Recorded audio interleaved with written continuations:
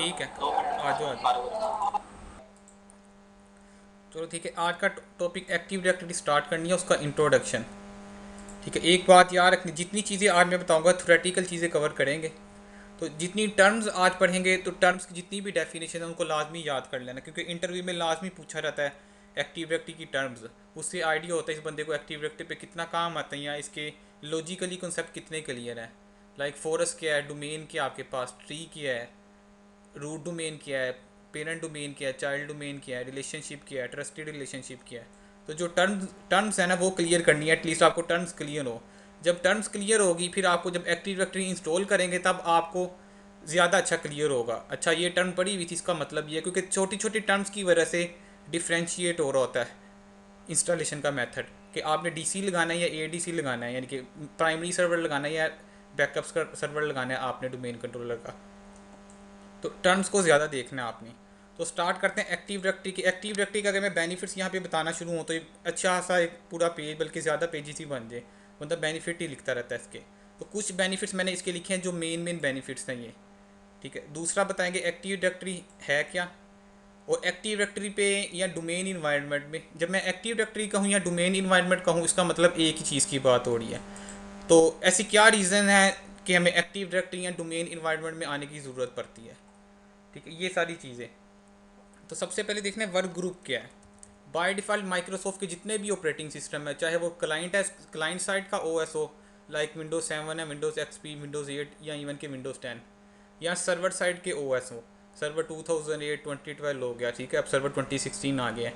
यानी कि चाहे क्लाइंट साइड का ओएस हो चाहे सर्वर साइड का ओएस हो। ओएस बताया था दो टाइप्स के हैं, क्लाइंट साइड के और एक सर्वर साइड के ओएस। दोनों के दोनों का डिफ़ॉल्ट बिहेवियर होता है वर्क ग्रुप का।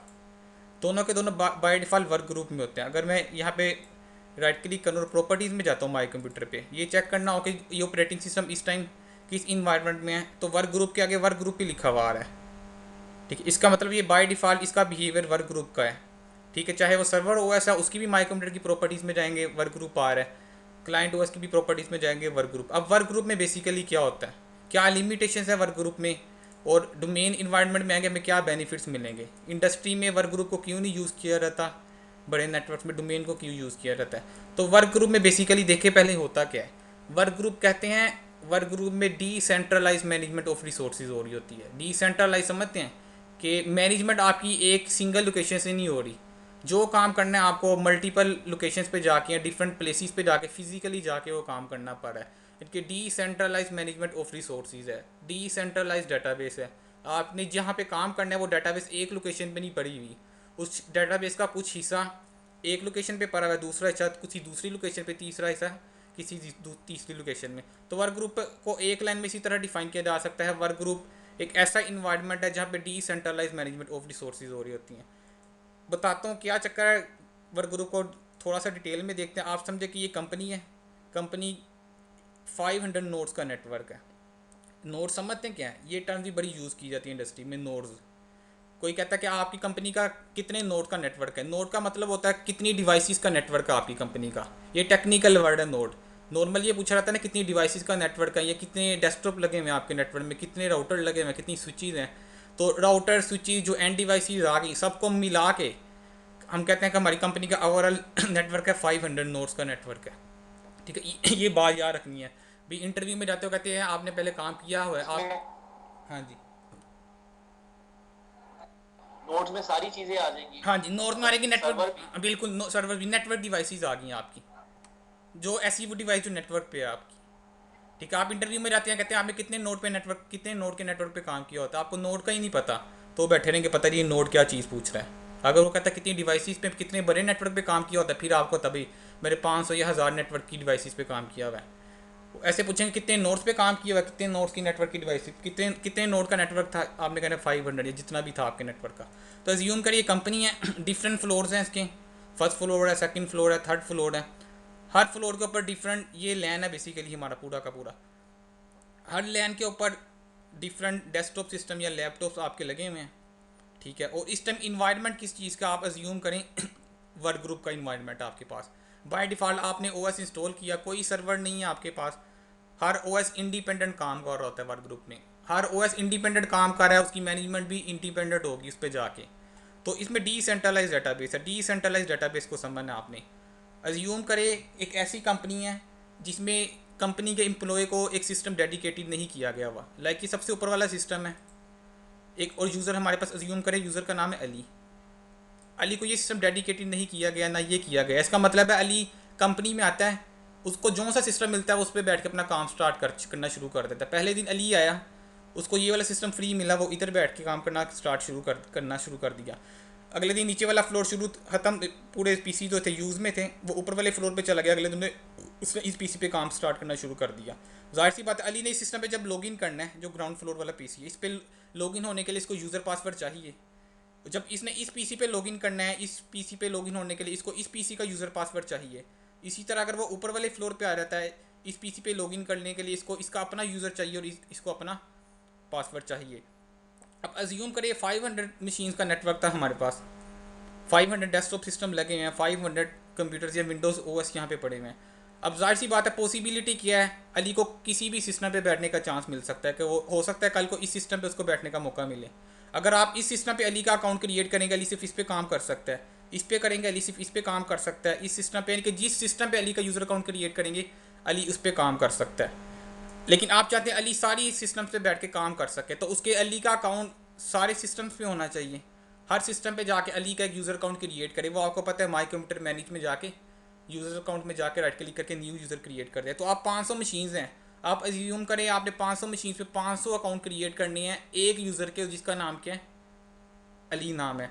तो उसके लिए अज्यूम करें आप एक मशीन पे आते हैं, यूज़र अकाउंट क्रिएट करने में आपको एवरेज 5 मिनट्स लग जाते हैं। यहाँ पे मैं बेसिकली यहाँ पे वर्क ग्रुप के मैं थोड़े से ड्रॉबैक डिफाइन करूँगा, फिर वही ड्रॉबैक आगे देखेंगे डोमेन इन्वायरमेंट में हमारे कवर हो रहे हैं कि नहीं हो रहे। अगर तो डोमेन इन्वायरमेंट में हमारे कवर हो रहे हैं, इसका मतलब कि हमें डोमेन इन्वायरमेंट में मूव कर जाना चाहिए। तो इस टाइम मैं टाइम के परस्पेक्टिव से देख रहा हूँ कि अगर मैं वर्क ग्रुप में होता हूँ मैनेजमेंट करते हुए मुझे टाइम कितना लगता है, अगर मैं डोमेन इन्वायरमेंट में जाऊँगा मुझे मैनेजमेंट करते हुए टाइम कितना लगेगा। इस टाइम मैनेजमेंट हमने किसकी करनी है, यूज़र मैनेजमेंट के। अली जिस मशीन से चाहे लॉगिन कर सके हमारे नेटवर्क की। तो एक यूज़र अकाउंट आप क्रिएट करते हैं एक मशीन पे, एवरेज टाइम अज्यूम करें 5 मिनट्स है। तो इसी तरह आपने अली का एक अकाउंट नहीं क्रिएट करना, आपने ऊपर फ्लोर पे जाना है, दूसरे फ्लोर पे, तीसरे फ्लोर पे, फिर एक लोकेशन से मूव करना है दूसरी लोकेशन पे, तीसरी लोकेशन पे, तो डिफरेंट टाइम लग सकता है। जिस मशीन पे जाहिर सी बात है फिजिकली जाएंगे वहाँ पे क्या होगा, आपके पास जाके यूज़र अकाउंट क्रिएट करना पड़ेगा। तो अज्यूम करें 5 मिनट लगते हैं एक यूज़र अकाउंट क्रिएट करने में। तो 5 मल्टीप्लाई बाई 500 करें हैं आप, 500 मशीनें पड़ी हुई हैं हमारे पास, तो एवरेज तो हमारे पास टाइम आएगा 2500 मिनट्स, 2500 मिनट्स। तो ये अप्रोक्सीमेटली हमारा 1.5 दिन या 2 दिन तकरीबन ये टाइम बन गया। तो आप अज्यूम करें आपने एक यूज़र अकाउंट क्रिएट करना है कंपनी के एक एम्प्लॉय का हर मशीन पे, तो आपको 2 दिन लगेंगे जाके सिर्फ और सिर्फ एक यूज़र अकाउंट क्रिएट करने में हर मशीन पे जाके। अब अज्यूम करें कंपनी के यूज़र कितने हो आपके पास, कंपनी के 500 एम्प्लॉयज़ है आपके पास, तो 500 मल्टीप्लाई बाय करें हैं आप 2500 को, 2500 के साथ, तो अच्छा खासा वो पता नहीं पूरे 5-7 महीने बैठ के आप यूज़र अकाउंट ही क्रिएट करते रहेंगे। क्यों कि कंपनी का जो बंदा आए वहाँ से लॉगिन कर दें। पहला इशू क्या है हमारे पास टाइम का, हमने एक सिंपल यूज़र अकाउंट क्रिएट करना है, यूज़र अकाउंट क्रिएट करते हुए हमें महीने लग जाएंगे कंपनी के सारे एम्प्लॉयज़ के लिए, एक सबसे बड़ा डिसएडवांटेज। दूसरा डिसएडवांटेज क्या है, अली ने इस मशीन पे लॉगिन किया, इधर मैं डी लिख रहा हूँ, अली ने कुछ डाटा सेव करवा दिया अपने डेस्कटॉप पे जाके, अगले दिन अली इधर आके लॉगिन करता है, तो इधर तो वो डाटा नहीं होगा। क्यों, वो डाटा जो अली ने रखा है वो तो इस सिस्टम पे स्टोर हुआ है ना, इस सिस्टम पे तो स्टोर ही नहीं हुआ। फिर अली कल को चलो यहाँ से यूएसबी से उठा के डाटा यहाँ पे ले आता है, अगले दिन अली आता है ये यूज़र अवेलेबल, ये सिस्टम अवेलेबल नहीं था, कोई और बंदा यूज़ कर रहा था। कंपनी की पॉलिसी क्या है, जो बंदा आए जिसको जो सिस्टम मिले वो उस पर बैठ के काम स्टार्ट कर दे अपने। अली सब यहाँ पे आके लॉगिन हो गए। उसके बाद क्या था, अली ने जो इधर काम किया था डाटा वो भी डेस्कटॉप पे सेव करवाया, वो भी इधर नहीं था। तो जाहिर सी बात है इधर डाटा सेव नहीं हुआ, उसके पास डाटा अली को मिला ही नहीं जिसने डेस्कटॉप पे सेव करवाया था। हालांकि वो यही समझेगा मैंने अली से इधर लॉगिन किया था, इधर भी अली से लॉगिन किया था। हालांकि इधर जब उसने अली से लॉगिन किया था वो इसका लोकल अकाउंट था, जब इधर लॉगिन किया था वो इस पीसी का लोकल अकाउंट था, जब इधर लॉगिन किया था इस पीसी का लोकल अकाउंट था, उसको डाटा नहीं मिल रहा। लेकिन अगर हम डोमेन इन्वायरमेंट में जाएंगे, डोमेन इन्वायरमेंट में अली का सिंगल यूज़र मैं क्रिएट कर सकता हूँ, ठीक है, सर्वर के ऊपर वो सारा वो सिंगल यूज़र सारी मशीन के साथ ऑथेंटिकेट हो सकता है। एक बात याद रखनी, ये नहीं पूछनी आज के लेक्चर में मेरे से चीज़ ये कैसे होगी या कैसे करेंगे, क्योंकि आज मैं बता रहा हूँ बेसिकली बेनिफिट्स एक्टिव डायरेक्टरी के, वर्क ग्रुप के ड्रॉबैक और डोमेन में जाने के बेनिफिट। जितने बेनिफिट बताऊंगा वो आहिस्ता आहिस्ता पूछने की ज़रूरत ही नहीं पड़ेगी, हर बेनिफिट के ऊपर अलहदा से एक लैब है। ठीक है, लाइक जिस मैं कह रहा हूँ ओली का डाटा इधर नहीं आएगा, वर्क ग्रुप में इधर मूव करना पा रहा उसको डाटा इनके मैनुअली, यहाँ जिस मशीन पे जाता है डाटा नहीं होगा। लेकिन अगर हम डोमेन इन्वायरमेंट में चले जाए, डोमेन इन्वायरमेंट में क्या होता है, समझिए यही लैन है, इसको मैं एक्सटेंड कर रहा हूँ, यहाँ पे हमने क्या लगा दिया, डोमेन इन्वायरमेंट क्रिएट कर दिया। जब डोमेन इन्वायरमेंट क्रिएट करूँगा तो अली का जो यूज़र है वो कहाँ पे क्रिएट होगा, हमारी डोमेन के अंदर। जब डोमेन इन्वायरमेंट क्रिएट कर दे, किसना क्रिएट करना है बात की बात है। फिलहाल अज्यूम करें एक अली का यूज़र कहाँ पे पड़ा हुआ था, एक सर्वर हमने लगाया, एक सर्वर। वर्क ग्रुप में क्या होता है, हर मशीन इंडिपेंडेंट काम कर रही होती है। जब डोमेन इन्वायरमेंट में आती है तो हमारे पास क्लाइंट टू सर्वर रिलेशनशिप होता है, क्लाइंट और सर्वर के दरमियान कम्युनिकेशन हो रही होती है, सिंगल मशीन के दरमियान कम्युनिकेशन नहीं होती। जब जाहिर सी बात है डोमेन इन्वायरमेंट क्रिएट की, डोमेन का मतलब अज्यूम करें यहाँ पे हमने एक सर्वर लगाया, उसके अंदर एक यूज़र बना दिया अली। वो सर्वर किस टाइप के आगे जाके देखते हैं। और जब सर्वर लगाएंगे और ये जितनी क्लाइंट मशीन है इनको सर्वर के साथ कनेक्ट करवा देंगे, तो जो अली यूज़र है वो यहाँ पे भी लॉगिन करता है, इस नेटवर्क की इस मशीन पे भी लॉगिन कर सकता है, इस मशीन पे भी लॉगिन कर सकता है, अली का यूज़र इन मशीन पे भी लॉगिन कर सकता है। ठीक है, बेनिफिट क्या हुआ, अली का यूज़र आपने एक दफ़ा ही क्रिएट किया, 500 दफ़ा क्रिएट करने की ज़रूरत नहीं पड़ी आपको। अब ये पूरे नेटवर्क की जिस मर्जी मशीन से अली का यूज़र लॉगिन कर जाए, लॉगिन हो जाएगा, पहला बेनिफिट। दूसरा बेनिफिट, अली जब लॉगिन हो रहा था डिफरेंट मशीन से वर्क ग्रुप के इन्वायरमेंट में रहते हुए, तो डेस्कटॉप पर डाटा रखता था, उसको मिलता नहीं था। सर्वर के केस में क्या हो रहा था, अली जब भी डाटा सेव करवाएगा वो कहाँ पे जाएगा, इस सर्वर के ऊपर आपके पास। अब अली जब भी लॉगिन करेगा तो उसका डाटा यहाँ से लोड होके कहाँ पे शो होगा, अली के डेस्कटॉप के अंदर। अब अली चाहे इस मशीन से लॉगिन कर जाए, डाटा ने तो कहाँ से लोड होना है, डाटा ने हमेशा सर्वर से लोड होके डेस्कटॉप पे डिस्प्ले हो जाना है। तो इसका मतलब है अली मूव करता जाए, मोबाइल यूज़र भी है। इवन कि मैं बताऊँ यहाँ पे आपके पास ये राउटर लगा हुआ है और ये एक डिफरेंट कंट्री में आपकी ब्रांच है और यहाँ पे एक पीसी पड़ा हुआ है आपका। ठीक है, अली इस पे आके लॉगिन कर जाता है तो भी आपकी प्रोफाइल यहाँ से क्या होगी, लोड होगी, अली ने जो भी डाटा सेव करवाया होगा वो उसको शो हो जाएगा। ठीक हो गए, लैन तक लिमिटेशन नहीं है डोमेन इन्वायरमेंट की, आप इसको उठा के वैन तक एक्सपेंड कर सकते हैं डिफरेंट कंट्रीज़ के अंदर, डिफरेंट फिजिकल लोकेशंस के अंदर। ठीक है, ये बात क्लियर हो गया कि डाटा कहाँ से लोड होगा डोमेन इन्वायरमेंट में, सर्वर से। तो अली ने जो डाटा सेव करवाया होगा वो वहाँ पे आ गया। ये एक्टिव डायरेक्टरी के दो बेनिफिट हो गए, एक टाइम से हमारा और सेव भाई होता है, दूसरा क्या है, यूज़र जहाँ पे मर्जी डाटा सेव करवाए, डाटा हमारा सेंट्रलाइज लोकेशन पे जा रहा है। अब यहाँ पे देखें ऐसा भी है कि अगर उमर आ रहा है यहाँ पे, जो भी यहाँ पे आ गया उमर, कोई भी यूज़र है ABC, अब कल को ये भी लॉगिन करता है तो इसका डाटा कहाँ से लोड होगा, सर्वर से। तो उमर यहाँ पे लॉगिन करे, यहाँ पे लॉगिन करे, या इवन के अली वाली मशीन पे आके बाद में लॉगिन करता है, अली यहाँ से उठ के रहता है, उमर आके लॉगिन कर लेता है, तो यहाँ पे उमर का डाटा लोड हो जाएगा कहाँ से, सर्वर से। तो ये जब सर्वर से लोड होने का मतलब क्या है, ये सेंट्रलाइज मैनेजमेंट नहीं हो रही हमारे पास कि सारे यूज़र्स का डाटा कहाँ पे पड़ा हुआ है, एक सिंगल सर्वर के ऊपर पड़ा हुआ है और वहाँ से लोड हो रहा है। जब यूज़र अकाउंट्स की बात करें तो अली का यूज़र पहले 500 मशीन पे पड़ा हुआ था, 500 अकाउंट्स थे हमारे पास। लेकिन जब हम डोमेन इन्वायरमेंट में गए तो अली का यूज़र एक ही बना हुआ था, तो इसका मतलब जितने यूज़र अकाउंट बनेंगे वो कहाँ पे पड़े होंगे, सर्वर के ऊपर। 500 यूज़र्स की बजाय हमारे पास सिर्फ और सिर्फ सिंगल यूज़र पड़ा होगा। हर सिस्टम पे, डेस्कटॉप पे जो यूज़र डाटा रख रहा था वो हर मशीन पे इंडिविजुअल नहीं पड़ा हुआ, बल्कि सर्वर पे पड़ा और वहाँ से लोड होके आ रहा है। तो ये डिसेंट्रलाइज मैनेजमेंट के ये डिसएडवांटेज थे। डिसेंट्रलाइज डेटाबेस थी वर्क ग्रुप के अंदर। डिसेंट्रलाइज डेटाबेस का मतलब क्या है, इसके अपने यूज़र अकाउंट है, इसके अपने यूज़र अकाउंट है, इसके अपने यूज़र अकाउंट्स हैं वर्क ग्रुप में। लेकिन डोमेन में जब जाएंगे तो यूज़र अकाउंट्स कहाँ पे बनेंगे, सर्वर के ऊपर। इतनी बात के लिए होगी। एक्टिव डायरेक्टरी का बेनिफिट थोड़ा सा पता लगा टाइम के लिहाज से और थोड़ा सा सेंट्रलाइज और डिसेंट्रलाइज मैनेजमेंट के लिहाज से। ये बात क्लियर होगी, आगे चलें। ठीक हो गया, ओके। और भाई एक क्वेश्चन था, हाँ जी, ये वर्क ग्रुप अब माइक्रोसॉफ्ट ने बनाया तो है, मतलब उसकी फिजिबिलिटी हमारे इस इन्वायरमेंट में जो अभी हमने डिस्कस किया इसमें तो नहीं नज़र आ रही, क्योंकि हमें चाहिए सेंट्रलाइज्ड हाँ मैनेजमेंट। जी। तो इसकी फिजिबिलिटी कौन से इन्वायरमेंट में, मतलब ये कहाँ पे फिर यूज़ हो। Work group based known work group के डिसएडवांटेज इतने ज़्यादा कि बड़े इन्वायरमेंट में आप डोमेन पे अगर माइग्रेट करते हैं, डोमेन पे किए बगैर रह ही नहीं सकते आप। वर्क ग्रुप में आपने एक सिंगल लाइक एज्यूम करें आप, नॉर्मली बताता हूँ जो मेरे एक्सपीरियंस के मुताबिक, वर्क ग्रुप अगर आपके पास 25-30 मैक्सिमम 50 यूज़र्स हैं तो उन इन्वायरमेंट में चल रहा होता है वर्क ग्रुप। लेकिन जहाँ पे आपके पास थोड़े से यूज़र ज़्यादा आ जाते हैं तो वहाँ पे आपको डोमेन इन्वायरमेंट में जाना पड़ता है। लाइक अज्यूम करें आपकी कंपनी में 30 सिस्टम्स हैं, उनका नेटवर्क है और 30 यूज़र्स हैं आपकी कंपनी में, 30 सिस्टम्स को यूज़ कर रहे हैं, और एक यूज़र आता है वो अपना पासवर्ड भूल जाता है। एक सिस्टम है, उसका जो भी सिस्टम का पासवर्ड लगा, विंडोज़ का पासवर्ड वो भूल गया, अब क्या करेंगे? पासवर्ड ब्रेक करेंगे उल्टे सीधे तरीके, भाई अच्छा सा टाइम लगता है। लेकिन अगर डोमेन इन्वायरमेंट होगा आपके पास, पासवर्ड 1 सेकंड में रीसेट हो जाता है। क्यों? वो यूज़र पासवर्ड भूल गया, उसको नहीं पता तो दूसरे बंदे को भी नहीं पता। पहला डिसएडवांटेज ये कि मतलब पासवर्ड ये भी कह लें कि ये work group basically small offices के लिए, बिल्कुल स्मॉल स्मॉल ऑफिस के लिए, जिसको जिनको स्केल मैंने के लिए बनाया गया। बिल्कुल वर्क ग्रुप समझ ले स्मॉल ऑफिस है, जहाँ पे होम यूजर्स हैं, 5-7 का नेटवर्क है, हर बंदे ने अपनी मशीन को यूज़ करना है, अपना काम करना है, जहाँ पे सिक्योरिटी नहीं चाहिए। आप इन सेंस में ये समझ ले बेसिकली एक्टिव डायरेक्टरी का पर्पज़ यही है कि हम सिक्योरिटी में अपने नेटवर्क को कन्वर्ट करें, नेटवर्क को सिक्योर करें। क्योंकि जितनी कंपनी, जो भी बड़ी कंपनी है, वो यही चाहेगी मेरा नेटवर्क सिक्योर हो। एक्टिव डायरेक्टरी का सबसे बड़ा बेनिफिट ये है, वो सिक्योरिटी प्रोवाइड करता है। इसकी सिर्फ एक एग्जांपल यहाँ पे देता हूँ, बाकी एग्जांपल्स आप बल्कि ऑटोमेटिक आगे आपको खुद ही पता लग जाएगा एक्टिव डायरेक्टरी बेनिफिट। आप अस्यूम करें आपने एक फोल्डर शेयर करना है। फोल्डर शेयर से मुराद किया, यहाँ पे एक फोल्डर कोई सा पड़ा हुआ है, फाइल सर्वर पढ़ेंगे, उसमें डिटेल से पढ़ेंगे शेयर परमिशन वगैरह को। फिलहाल इतना तो आपको आइडिया होगा फोल्डर कैसे शेयर करना है। हम सिंपल यहाँ पे जाते हैं, वर्क ग्रुप का इन्वायरमेंट है, प्रॉपर्टीज़ में जाते हैं। यहाँ पे शेयर करके क्या करते हैं आप, एडवांस में जाके एडवांस से नहीं आते, शेयरिंग इनेबल कर देते हैं और परमिशंस क्या हैं यहाँ पे आप एवरीवन को अलाउ कर देते हैं। ऐसे ही है। अब क्या होगा, आपने अपने सिस्टम पे फोल्डर शेयर किया, ठीक है।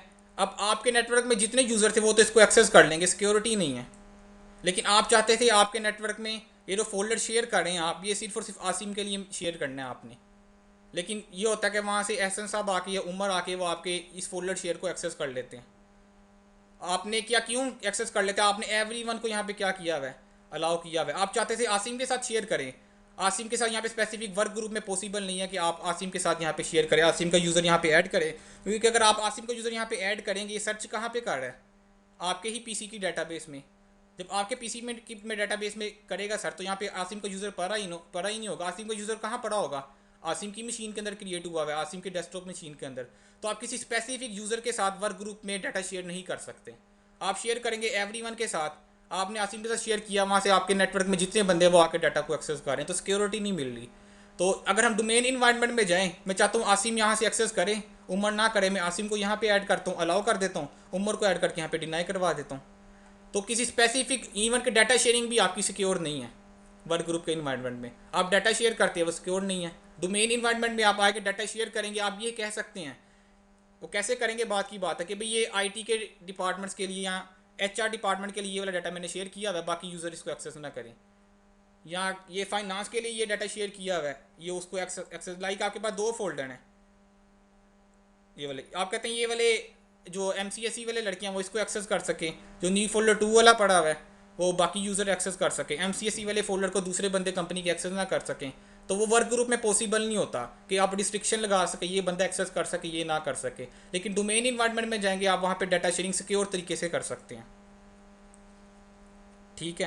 तो बेसिकली एक्टिव डायरेक्टरी का पर्पज़ यही है, या डोमेन इन्वायरमेंट का हम अपने नेटवर्क को सिक्योर करें, ठीक है। तो आप वर्क ग्रुप से डोमेन में तब जाएंगे जब आपने नेटवर्क को सिक्योर करना है। छोटी कंपनीज़ हैं, 5-7 यूज़र है, 10 एम्प्लॉयज़ है, 15 एम्प्लॉयज़ हैं, उनको सिक्योरिटी नहीं चाहिए होती, ठीक है। तो वो क्या करते हैं, छोटे नेटवर्क पे वर्क ग्रुप के अंदर ही रहते हुए काम कर रहे हैं। लेकिन जहाँ पे आपको चाहिए सेंट्रलाइज मैनेजमेंट हो, बंदा पासवर्ड भूल जाए आप उसको रीसेट कर सके। क्योंकि वर्क ग्रुप में क्या होगा, कोई बंदा पासवर्ड भूल जाता है, आप कोई थर्ड पार्टी या कोई ना कोई टूल लगाएंगे और पासवर्ड ब्रेक करेंगे। लेकिन सर्वर, जब डोमेन इन्वायरमेंट या सर्वर इन्वायरमेंट होगा, सर्वर क्लाइंट रिलेशनशिप वाला, तो आप सीधा सर्वर पे जाके यूज़र का पासवर्ड रीसेट कर सकते हैं। और वर्क ग्रुप में वही मैंने बताया था, कोई बंदा यहाँ से आके अपनी फायरवॉल ब्लॉक कर देता है, ठीक है, यहाँ पे जाता है सीधी फायरवॉल ब्लॉक कर देता है। तो आपको क्या है, एडमिनिस्ट्रेटर को मैनुअली यहाँ पे आके बताना पड़ा है भाई तुम फायरवॉल बंद ना करो, बंद ना करो। इसके अलावा एडमिनिस्ट्रेटर कुछ नहीं कर सकता। लेकिन डोमेन इन्वायरमेंट है, आप सर्वर से पॉलिसी लगा देंगे भाई सारों की फायरवॉल इनेबल हो, तो सिक्योरिटी मिल गई ना आपको ऑटोमेटिकली। तो सेंट्रलाइज मैनेजमेंट कर रहे हैं आपकी। वर्क ग्रुप में हर बंदे की पीसी पे जाकर आपको सेटिंग्स करनी पड़ेगी। जैसे ग्रुप पॉलिसी पढ़ा था,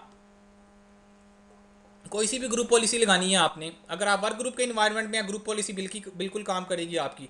लेकिन डिसएडवांटेज क्या है, 500 मशीन्स लगी हुई है, 500 की 500 मशीनों पर जाकर आपको क्या करना पड़ेगा, ग्रुप पॉलिसीज़ कन्फिगर करनी पड़ेगी। और अच्छा सा फिर वही टाइम ले लें कि एक ग्रुप पॉलिसी कन्फिगर करने में 5 मिनट लग रहे हैं, 500 मशीनों पे जाके 500 यूज़र्स की मशीन पे जाके ग्रुप पॉलिसी लगाने तो टाइम कितना लगेगा। लेकिन अगर डोमेन इन्वायरमेंट में होगा वो 5 महीने में काम हो रहा था वो हमारा 5 मिनट में हो जाएगा। क्यों, सर्वर पे आप लगाएंगे ऑटोमेटिक क्लाइंट को पुश हो जाएगी। तो टाइम के पर्सपेक्टिव से, सिक्योरिटी के पर्सपेक्टिव से, दूसरे बेनिफिट्स क्या हैं इसके। ये वर्क ग्रुप क्लियर हो गया। तो इसमें डिसएडवांटेजेस है, आपको वर्क ग्रुप से डोमेन में जाना पड़ेगा। आप डाटा शेयर कर रहे हैं वर्क ग्रुप में, वो सिक्योर नहीं है आपका। आपने यूज़र अकाउंट क्रिएट करना है तो आपको अच्छा खासा टाइम लग रहा है। दूसरा यूज़र डाटा सेव करवा रहा है तो दूसरा यूज़र जब दूसरी मशीन से लॉगिन करता है तो उसको लॉगिन नहीं मिलता। दूसरी मशीन से जब लॉगिन करता है वहाँ पे उसको डाटा नहीं मिलता।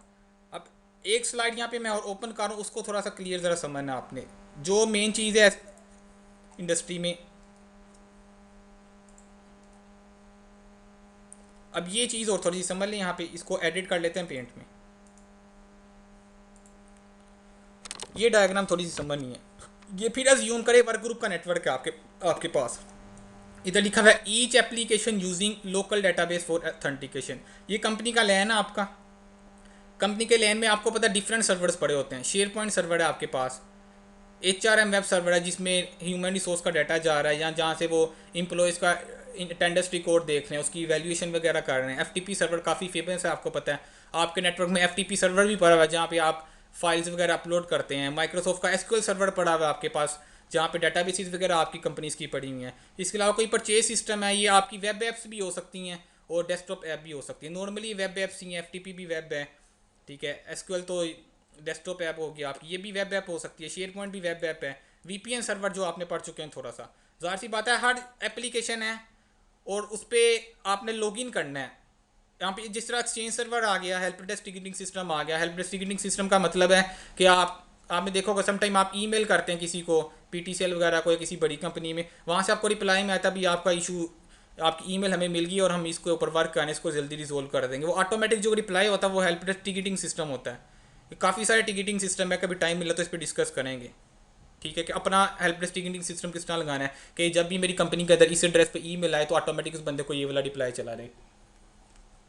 इस टाइम मैं ये बताना चाह रहा हूँ कि कंपनी के अंदर डिफरेंट सर्वर्स लगे हुए हैं और हर कंपनी के अंदर डिफरेंट एप्लीकेशंस हैं। अब जाहिर सी बात है माइक्रोसॉफ्ट SQL सर्वर पे लॉगिन करना है। हर एप्लीकेशन यहाँ पे चल रही है, हर एप्लीकेशन को जब एक्सेस करना है, एक्सेस करने के लिए आपको पता है क्रीडेंशियल रिक्वायर्ड है, यूज़र पासवर्ड रिक्वायर्ड है। SQL पे लॉगिन करना है, इसका अपना यूज़र पासवर्ड मुझे चाहिए। FTP पे लॉगिन करना है, इसका अपना यूज़र पासवर्ड। शेयर पॉइंट पे लॉगिन करना है, इसका अपना यूज़र पासवर्ड है। इवन कि आपने VPN से कनेक्ट करना है, इसका अपना यूज़र पासवर्ड है। अब हर सर्वर जो लगा हुआ है अगर वो अपनी डेटाबेस यूज़ करना शुरू कर दे, अज्यूम करे वर्क ग्रुप का इन्वायरमेंट कोई, ये शेयर पॉइंट है, ये अपनी डेटाबेस यूज़ कर रहा है। अपनी डेटाबेस यूज़ करने का मतलब क्या है, इसके पास अपनी डेटाबेस पड़ी हुई है यूज़र पासवर्ड की। इसने अपने यूज़र पासवर्ड यहाँ पे सेव करवाए हुए हैं, इस एप्लीकेशन अपने यूज़र पासवर्ड यहाँ सेव करवाए हुए हैं। इसी तरह FTP सर्वर चल रहा है, इसके यूज़र पासवर्ड इसकी अपनी डेटाबेस में सेव है। तो ये क्या आपके पास हर सर्वर की इसी तरह एक्सचेंज सर्वर पे आ जाए। वैसे तो एक्सचेंज सर्वर पॉसिबल नहीं है विदाउट एक्टिव डायरेक्टरी। ये भी बताता चलूँ, काफ़ी सारी एप्लीकेशन या माइक्रोसॉफ्ट की काफ़ी सारी प्रोडक्ट्स ऐसी हैं जो डोमेन इन्वायरमेंट के बगैर चल ही नहीं सकती, लाइक एक्सचेंज सर्वर। आप चाहते हैं मैंने एक्सचेंज सर्वर को इंस्टॉल करना है विदाउट एक्टिव डायरेक्टरी, तो पॉसिबल नहीं है। जब आपको एक्टिव डायरेक्टरी आएगी तो आप एक्सचेंज सर्वर पढ़ सकते हैं। अगर आप कहते हैं मैंने सीधा एक्सचेंज सर्वर करना है इंप्लीमेंट और मुझे एक्टिव डायरेक्टरी नहीं आती, तो पॉसिबल ही नहीं है। एक्सचेंज सर्वर की लाइन पे वही जाता है जिसको क्या एक्टिव डायरेक्टरी पे काम आता है, ये वही समझ ले। आप कहते हैं मैंने सीधा CCI ही करना है, तो पॉसिबल नहीं। आप CCNA करे, CCNP करे, आपके पीछे से बेस आपकी क्लियर है तो आप CCI लेवल तक जा सकते हैं। तो इसी तरह CRM सर्वर भी मैंने यहाँ नहीं लिखा। शेयर पॉइंट को फॉर्म इंस्टॉलेशन में करे, वो डोमेन इन्वायरमेंट के बगैर इंस्टॉल ही नहीं होता। लेकिन FTP डोमेन इन्वायरमेंट के बगैर चल लेगा, माइक्रोसॉफ्ट SQL चल लेगा, VPN सर्वर चल लेगा आपका। VPN सर्वर को आगे डिस्कस करेंगे with domain environment with work group environment किस तरह काम करता है। तो कुछ एप्लीकेशन ऐसी हैं उनके लिए डोमेन रिक्वायर्ड ही है। माइक्रोसॉफ्ट कहती है डोमेन इन्वायरमेंट होगी तो ये इंस्टॉल होगा। बेसिकली एक्टिव डायरेक्टरी की आगे डेफिनेशन आके मैं बेनिफिट बता रहा हूँ, डेफिनेशन ही मैंने बताई एक्टिव डायरेक्टरी की। अभी थोड़ा सा बता रहा हूँ, बेसिकली एक्टिव डायरेक्टरी भी एक डेटाबेस ही होती है। इन शॉर्ट मैं ये बता रहा हूँ कि हर एप्लीकेशन पे लॉगिन करना आपने, उसका अपना यूज़र पासवर्ड है, उसकी अपनी लोकल डेटाबेस यूज़ हो रही है। अज्यूम करिए इस कंपनी में एक यूज़र ये बैठा हुआ है। अगर आप इसको 1 2 3 4 5 6 7 8 सर्वर लगे हुए हैं, 8 सर्वर के यूज़र पासवर्ड प्लस इसका अपना एक विंडोज़ का भी यूज़र पासवर्ड होगा। 9 यूज़र पासवर्ड आप इस बंदे को दे रहे हैं, वो क्या याद रख पाएगा? वो कभी हेल्प डेस्क का पासवर्ड एक्सचेंज पे लगा रहा होगा, कभी VPN का पासवर्ड FTP पे जाके लगा रहा होगा। क्योंकि जाहिर सी बात है इसका अपना यूज़र है, इसका अपना पासवर्ड है। हो सकता है इसका पासवर्ड 1 2 3 कर देते हैं आप यहाँ पे, और यहाँ पे हेल्प डेस्क पे इसका पासवर्ड के इसने कोई ट्रिगर क्रिएट करनी है अपने आईटी डिपार्टमेंट को कि मेरे सिस्टम पे ये इशू आ रहा है, वायरस आ गया है। हेल्प डेस्क पे जाता है, वहाँ पे लॉगिन करता है, 4 5 6 पासवर्ड है, वो 1 2 3 लगाना शुरू हो रहता है। क्यों? इसकी अपनी डेटाबेस है, इसकी अपनी डेटाबेस है। जब इस पर लॉगिन करोगे तो वैलिडेशन कहाँ से होनी है? इस डेटाबेस से। जब इस पर लॉगिन करोगे वैलिडेशन कहाँ से होगी? इस सिस्टम की डेटाबेस से। वीपीएन पे लॉगिन करोगे, वीपीएन की डेटाबेस से वैलिडेशन होगी क्रीडेंशियल की। तो यूज़र के लिए बहुत मुश्किल हो गया कि आप उसको 10 12 यूज़र पासवर्ड दे दें। तो ये बहुत ही टफ काम है कि आपकी कंपनी में जितनी एप्लीकेशन चल रही है, बंदा बहुत ही गंदा इन्वायरमेंट हो जाएगा कि 10 एप्लीकेशन चल रही है, यूज़र के 10 यूज़र पासवर्ड है। तो इंडस्ट्री में ऐसा नहीं होता बिल्कुल भी। ये वर्क ग्रुप का इन्वायरमेंट है, डिसेंट्रलाइज मैनेजमेंट ऑफ रिसोर्सेज हो रही है। डिसेंट्रलाइज समझ रहे हैं कि इसकी अपनी डाटाबेस है, इसकी अपनी डाटाबेस, इसकी अपनी डाटाबेस। तो ये कोई मैनेजमेंट नहीं है कि यूज़र को इतने सारे यूज़र पासवर्ड दिए जाए, वो हर आए दिन यूज़र पासवर्ड बोल रहे हो और आप मैनुअली जाके उसको रीसेट कर रहे हो। अगर आप इसी को डोमेन इन्वायरमेंट में आके देखें, आप कहते हैं मैं डोमेन इन्वायरमेंट में चला गया, आप सेम लैन है देखें, आपने एक सर्वर लगाया, इस सिंगल सर्वर किस तरह लगाना है, ये बात की बातें एक्टिव डायरेक्टरी डोमेन कंट्रोलर क्या, ब्लू कलर में मैंने एक सर्वर लगा दिया। अब मैंने जितनी एप्लीकेशन थी इसको एडिट कर रहा हूँ। अब यहाँ पे लाइक FTP सर्वर है, यूज़र ने इस पर लॉगिन करना है। मैं कहता हूँ यार जब भी लॉगिन करो FTP सर्वर के ऊपर तो लोकल डेटाबेस यूज़ नहीं करनी, तो तुमने सीधा किसके पास जाना है? इस सर्वर के पास जाना है। इस सर्वर के अंदर क्या पड़ी होगी? डेटाबेस। डेटाबेस के अंदर क्या पड़े हैं? आपके पास यूज़र नेम पासवर्ड पड़े हैं। तो यहाँ पे जाके तुमने देखना है वो यूज़र पासवर्ड जो एंड यूज़र प्रोवाइड कर रहा है। यहाँ पे लाइक एंड यूज़र बैठा हुआ है आपका, ये जो यूज़र पासवर्ड प्रोवाइड कर रही है, इस सर्वर से जाके वैलिडेशन करो। ये सारी सेटिंग किस तरह करनी है, सर्वर पे क्या कन्फिगर करना है, या इस क्लाइंट पे, इस FTP पे क्या करना है, एक्टिव डायरेक्टरी पे क्या करना है, या क्लाइंट साइड पे क्या कन्फिगर करना है, ये बात की बात है। अभी बेनिफिट देखना आपने। तो इस सर्वर पे वैलिडेशन आएगी, यूज़र पासवर्ड प्रॉम्प्ट किया जाएगा, अगर तो वो अथेंटिकेट होता है यूज़र क्या हो जाएगी, FTP पे लॉगिन हो जाएगा। अब इसी तरह आप एक्सचेंज सर्वर पे आए, एक्सचेंज सर्वर किसके साथ चल गया है? एक्सचेंज सर्वर पे कोई यूज़र आता है, लॉगिन करता है ईमेल अकाउंट अपना, तो रिक्वेस्ट कहाँ पे आती है? इस सर्वर पे। वो देखता था यूज़र पासवर्ड पड़ा हुआ है, तो एक्सचेंज क्या करता है, उसको लॉगिन करवा देता है। इसी तरह कोई बंदा VPN सर्वर से जब कनेक्ट होने आता है, यहाँ पे एक बंदा, ये संभाले इंटरनेट है आपके पास, अज्यूम कर ले यहाँ पे ये बंदा घर बैठा हुआ था, घर बैठते VPN सर्वर को डायल करता है, रिक्वेस्ट VPN सर्वर पे बिल्कुल आती है। लेकिन VPN सर्वर के अंदर कन्फिग्रेशन की हुई है तुमने, जब यूज़र पासवर्ड बंदा दे तो इस सर्वर के पास चले जाना है। रिक्वेस्ट इस सर्वर के पास आ गई, VPN सर्वर ने यहाँ पे आके किया वैलिडेशन, तो इस सर्वर का इसके साथ क्या कर दिया, सेशन क्रिएट कर दिया आपका। तो इसमें देखे अली यहाँ पे अगर यूज़र बना हुआ है तो अली सारी सर्विसेज को यूज़ कर सकता है, FTP को यूज़ कर सकता है, एक्सचेंज सर्वर को, VPN सर्वर को। तो सिंगल यूज़र है, सिंगल पासवर्ड है, यूजिंग सिंगल क्रीडेंशियल आप कंपनी की जितनी भी सर्विसेज हैं सब पे लॉगिन कर सकते हैं। अब ऐसा नहीं है अगर FTP अली को मैंने शेयर पॉइंट पे एक्सेस नहीं दी, अली इधर भी लॉगिन कर जाएगा। अली को शेयर पॉइंट पे आके एक्सेस देनी पड़ेगी आपको पहले। ऐसा नहीं है कि बाकी सारी इसी सर्विसेज पे चल रहा है, मैंने डोमेन इन्वायरमेंट कन्फिगर कर दिया तो अली जब चाहे नेटवर्क की जिस मर्जी सर्विस पे चला जाए, ऐसा नहीं है। अली को FTP पे एक्सेस होगी तो चलेगा अली। FTP पे भी तो एक्सेस देनी है आपने, फिर FTP को आगे बताया जाएगा जब यूज़र पासवर्ड उठाना है तो वो डोमेन कंट्रोलर से उठाना है। तो ये अनसिक्योर नहीं हो रहा, हमारा नेटवर्क सिक्योरिटी हो रही है। अब ऐसा भी नहीं अली को SQL पे एक्सेस नहीं दी, अली लॉगिन कर जाएगा, नहीं। जब मैं SQL के अंदर जाके बताऊंगा कि अली लॉगिन कर सकता है, फिर अली लॉगिन कर सकता है। और कहाँ से लॉगिन कर सकता है? डोमेन कंट्रोलर पे पड़े हुए यूज़र के साथ। तो इसमें क्या हो गया, all applications will authenticate using user accounts in active directory. तो centralise management of all servers आ गया। तो इसमें क्या हुआ था, सारी की सारी डेटाबेस यहाँ पड़ी हुई थी। उमर का यूज़र भी इधर पड़ा हुआ है, अली का इधर इधर पड़ा हुआ है, इसके अलावा कोई ABC यूज़र आपके पास आ जाता है, उसका यूज़र अकाउंट भी इधर पड़ा हुआ है। इस सर्वर पे कोई यूज़र नहीं है, इस सर्वर पे यूज़र नहीं है, इस सर्वर पे कोई यूज़र नहीं है। Centralize authentication for all servers.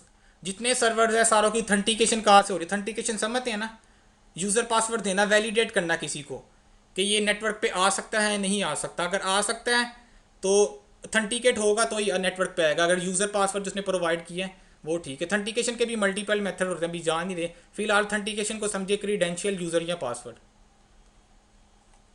Work group के इन्वायरमेंट में ये पॉसिबल नहीं था। ये चीज़ क्लियर होगी थोड़ी सी। अगली ओपन कर लेते हैं स्लाइड। यहाँ पे वही चीज़ है, PC1 है आपके पास, PC2 है, PC3 है, ठीक है। एक ही कंपनी है, ये इसकी डिफरेंट ब्रांच थी, ये इसका USA ऑफिस था, इसका अपना लैन है USA ऑफिस का। अली अगर यहाँ पे आता है और लाइक अज्यूम करें ये शेयर पॉइंट सर्वर है आपका, ये शेयर पॉइंट सर्वर आपके नेटवर्क पे चल रहा है या कोई भी वेब सर्वर है। अली पहले यहाँ पे लॉगिन था, अली पहले लाहौर था, यहाँ पे अली लिख दिया मैंने, वो लाहौर ऑफिस बैठा हुआ है। कल को वो उसकी प्रमोशन हो रही थी, उसको यूएसए ऑफिस में शिफ्ट कर देते हैं, अली सब यहाँ पे आ जाते हैं। क्वेश्चन ये है क्या क्या अली अभी भी शेयर पॉइंट को एक्सेस कर सकता है यूजिंग ओल्ड क्रीडेंशियल। अली के जो भी पुराने वाले क्रीडेंशियल थे क्या यूएसए ब्रांच में चलेंगे? भाई बिल्कुल चलेंगे। अली यहाँ पे आ जाएं, जो पॉलिसीज इसके ऊपर लाहौर ऑफिस में अप्लाई हो रही थी सेम वही पॉलिसी कहाँ पे अप्लाई होंगी? यूएसए ऑफिस में।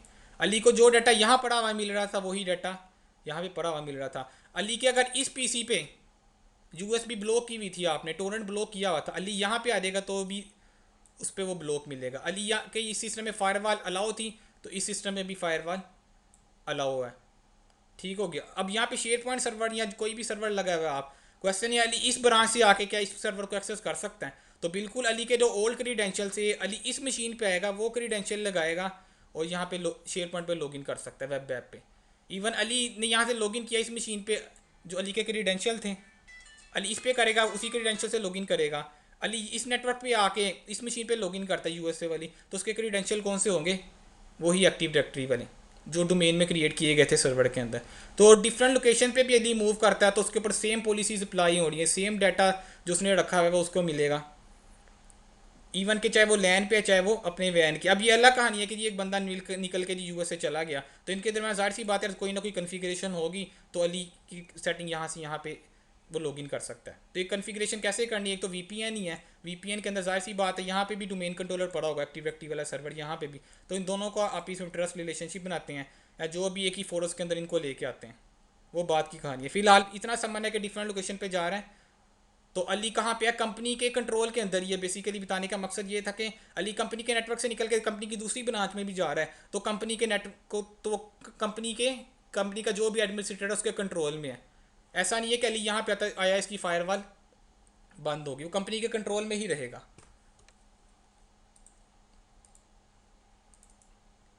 इसको ओपन कर लेते हैं, अगली डायग्राम क्या है। अच्छा ये तो देख ली थी हमने, ठीक है। इतनी बातें क्लियर हो गई जो भी मैंने बताया बेनिफिट्स वगैरह वर्क ग्रुप से हमने। अब इसका मतलब ये है कि हमने वर्क ग्रुप में नहीं रहना। डोमेन कंट्रोलर का था बस। हाँ वो मैं बताता हूँ, डोमेन कंट्रोलर की तरफ ही आने लगा। बड़े इंपॉर्टेंट क्वेश्चन है, इंटरव्यू में पूछा जाता है डोमेन कंट्रोलर क्या है। बस फिलहाल मैंने ये बताया था कि हमारा वर्क ग्रुप में गुजारा नहीं है, हमने डोमेन इन्वायरमेंट में जाना है। अभी तक बताने का जो समरी मैंने अभी तक उसको मैं करूँ जो अभी तक बताया, उसका मकसद यही था कि मैंने वर्क ग्रुप में नहीं रहना, मैंने डोमेन में जाना है। डिसएडवांटेज क्या है? सिंपल लाइन में वर्क ग्रुप में भी डिसेंट्रलाइज मैनेजमेंट ऑफ रिसोर्सेज है कि रिसोर्सेज की मैनेजमेंट डिसेंट्रलाइज है, कोई समझ नहीं लग रही, बहुत ज़्यादा टाइम कंज्यूम हो रहा है, सिक्योरिटी नहीं मुझे मिल रही। तो अगर मैं डोमेन में जाता हूँ, डोमेन इन्वायरमेंट में सेंट्रलाइज मैनेजमेंट ऑफ रिसोर्सेज मुझे मिलेगी, मैं पूरे के पूरे नेटवर्क को कंट्रोल कर सकता हूँ। वर्क ग्रुप में पूरा का पूरा नेटवर्क मेरे कंट्रोल में नहीं था, डोमेन इन्वायरमेंट में पूरा का पूरा नेटवर्क मेरे कंट्रोल में आ जाएगा, एडमिनिस्ट्रेटर के कंट्रोल में। ये बात याद रखनी है। एक्टिव डायरेक्टरी का मेन कोई पीछे वर्क ग्रुप किया है, आपने कहना decentralize management of resources. Domain environment क्या है? डोमेन को बेसिकली इस तरह भी डिफाइन करते हैं, domain is a logical secure boundary. Domain क्या लॉजिकल सिक्योर बाउंड्री है, उस सिक्योर बाउंड्री के अंदर क्या कर रहा है आपका यूजर मूव कर रहा है तो आप उसको कंट्रोल कर सकते हैं। डोमेन का पर्पस क्या है? लॉजिकल सिक्योर बाउंड्री क्रिएट कर देना। वर्क ग्रुप में कोई लॉजिकल सिक्योर बाउंड्री नहीं है, कोई बाउंड्री क्रिएट नहीं हुई है आपकी, यूजर जहाँ चाहे मूव कर सकता है। डोमेन में भी सारे के सारे एक्टिव डायरेक्टरी के तकरीबन 70-80% कॉन्सेप्ट लॉजिकली हैं। लॉजिकली का मतलब आपको नजर नहीं आएंगे, बैकएंड पे आप वैसे कॉन्सेप्ट बनाएंगे तो आपको समझ लगेगी active directory. Logical secure boundary में कह रहा हूँ नजर नहीं आ रही, लेकिन आप एक्टिव डायरेक्टरी पढ़ेंगे आपको आइडिया होगा यार हाँ वाकई ये बिल्कुल एक सिक्योर बाउंड्री की तरह ये चीज़ काम कर रही है। देखने में नजर नहीं आएगी आपको बाउंड्री, लेकिन थोड़ा सा आप जब पढ़ेंगे एक्टिव डायरेक्टरी के 3-4 लेक्चर गुजरेंगे आपको नजर आना शुरू हो जाएगा वाकई ये लॉजिकल सिक्योर बाउंड्री है हमारी।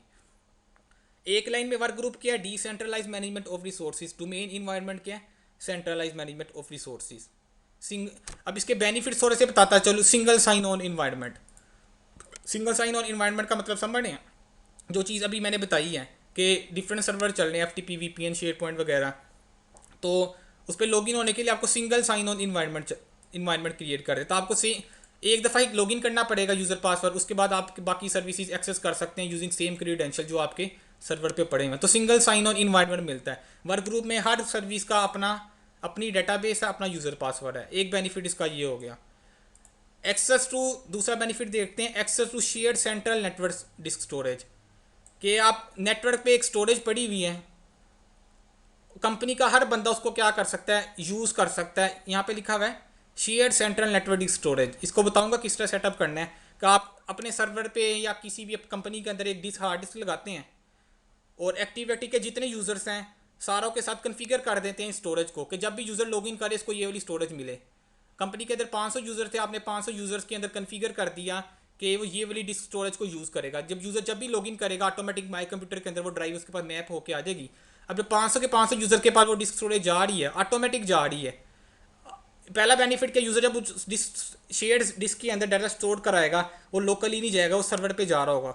दूसरा क्या, वो शेयर्ड है, कंपनी के सारे बंदे आके उसके अंदर काम कर सकते हैं, डाटा रीड राइट करवा सकते हैं, या according to their permission, user को जो सी परमिशन असाइन है, रीड किया है, राइट किया है, फुल कंट्रोल है।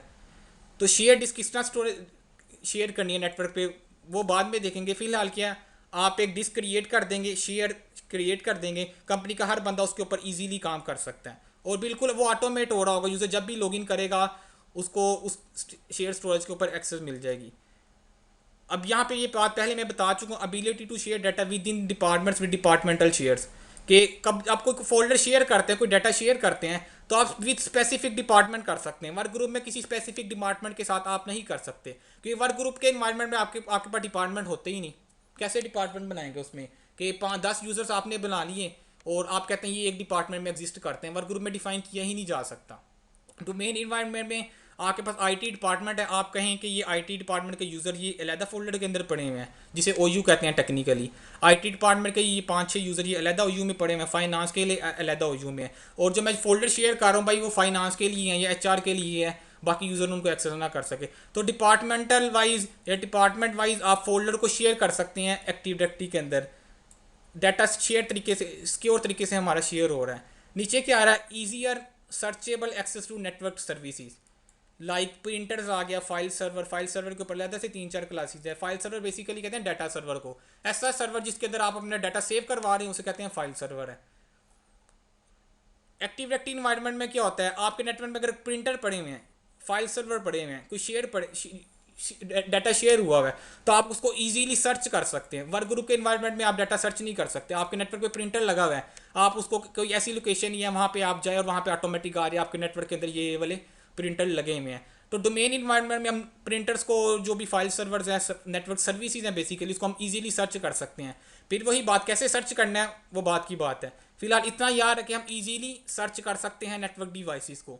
नीचे वाली बात वही फिर दोबारा रिपीट हो रही है, सेंट्रलाइज पोर्ट फॉर सर्वर्स, जितने सर्वर्स हैं सारों पे क्या करेंगे, सेंट्रलाइज मैनेजमेंट कर सकते हैं, उनकी एक ही लोकेशन से मैनेजमेंट कर सकते हैं इनकी।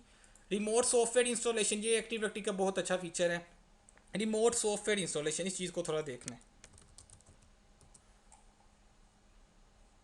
पुरानी डायग्राम ओपन कर लेते हैं यहाँ से।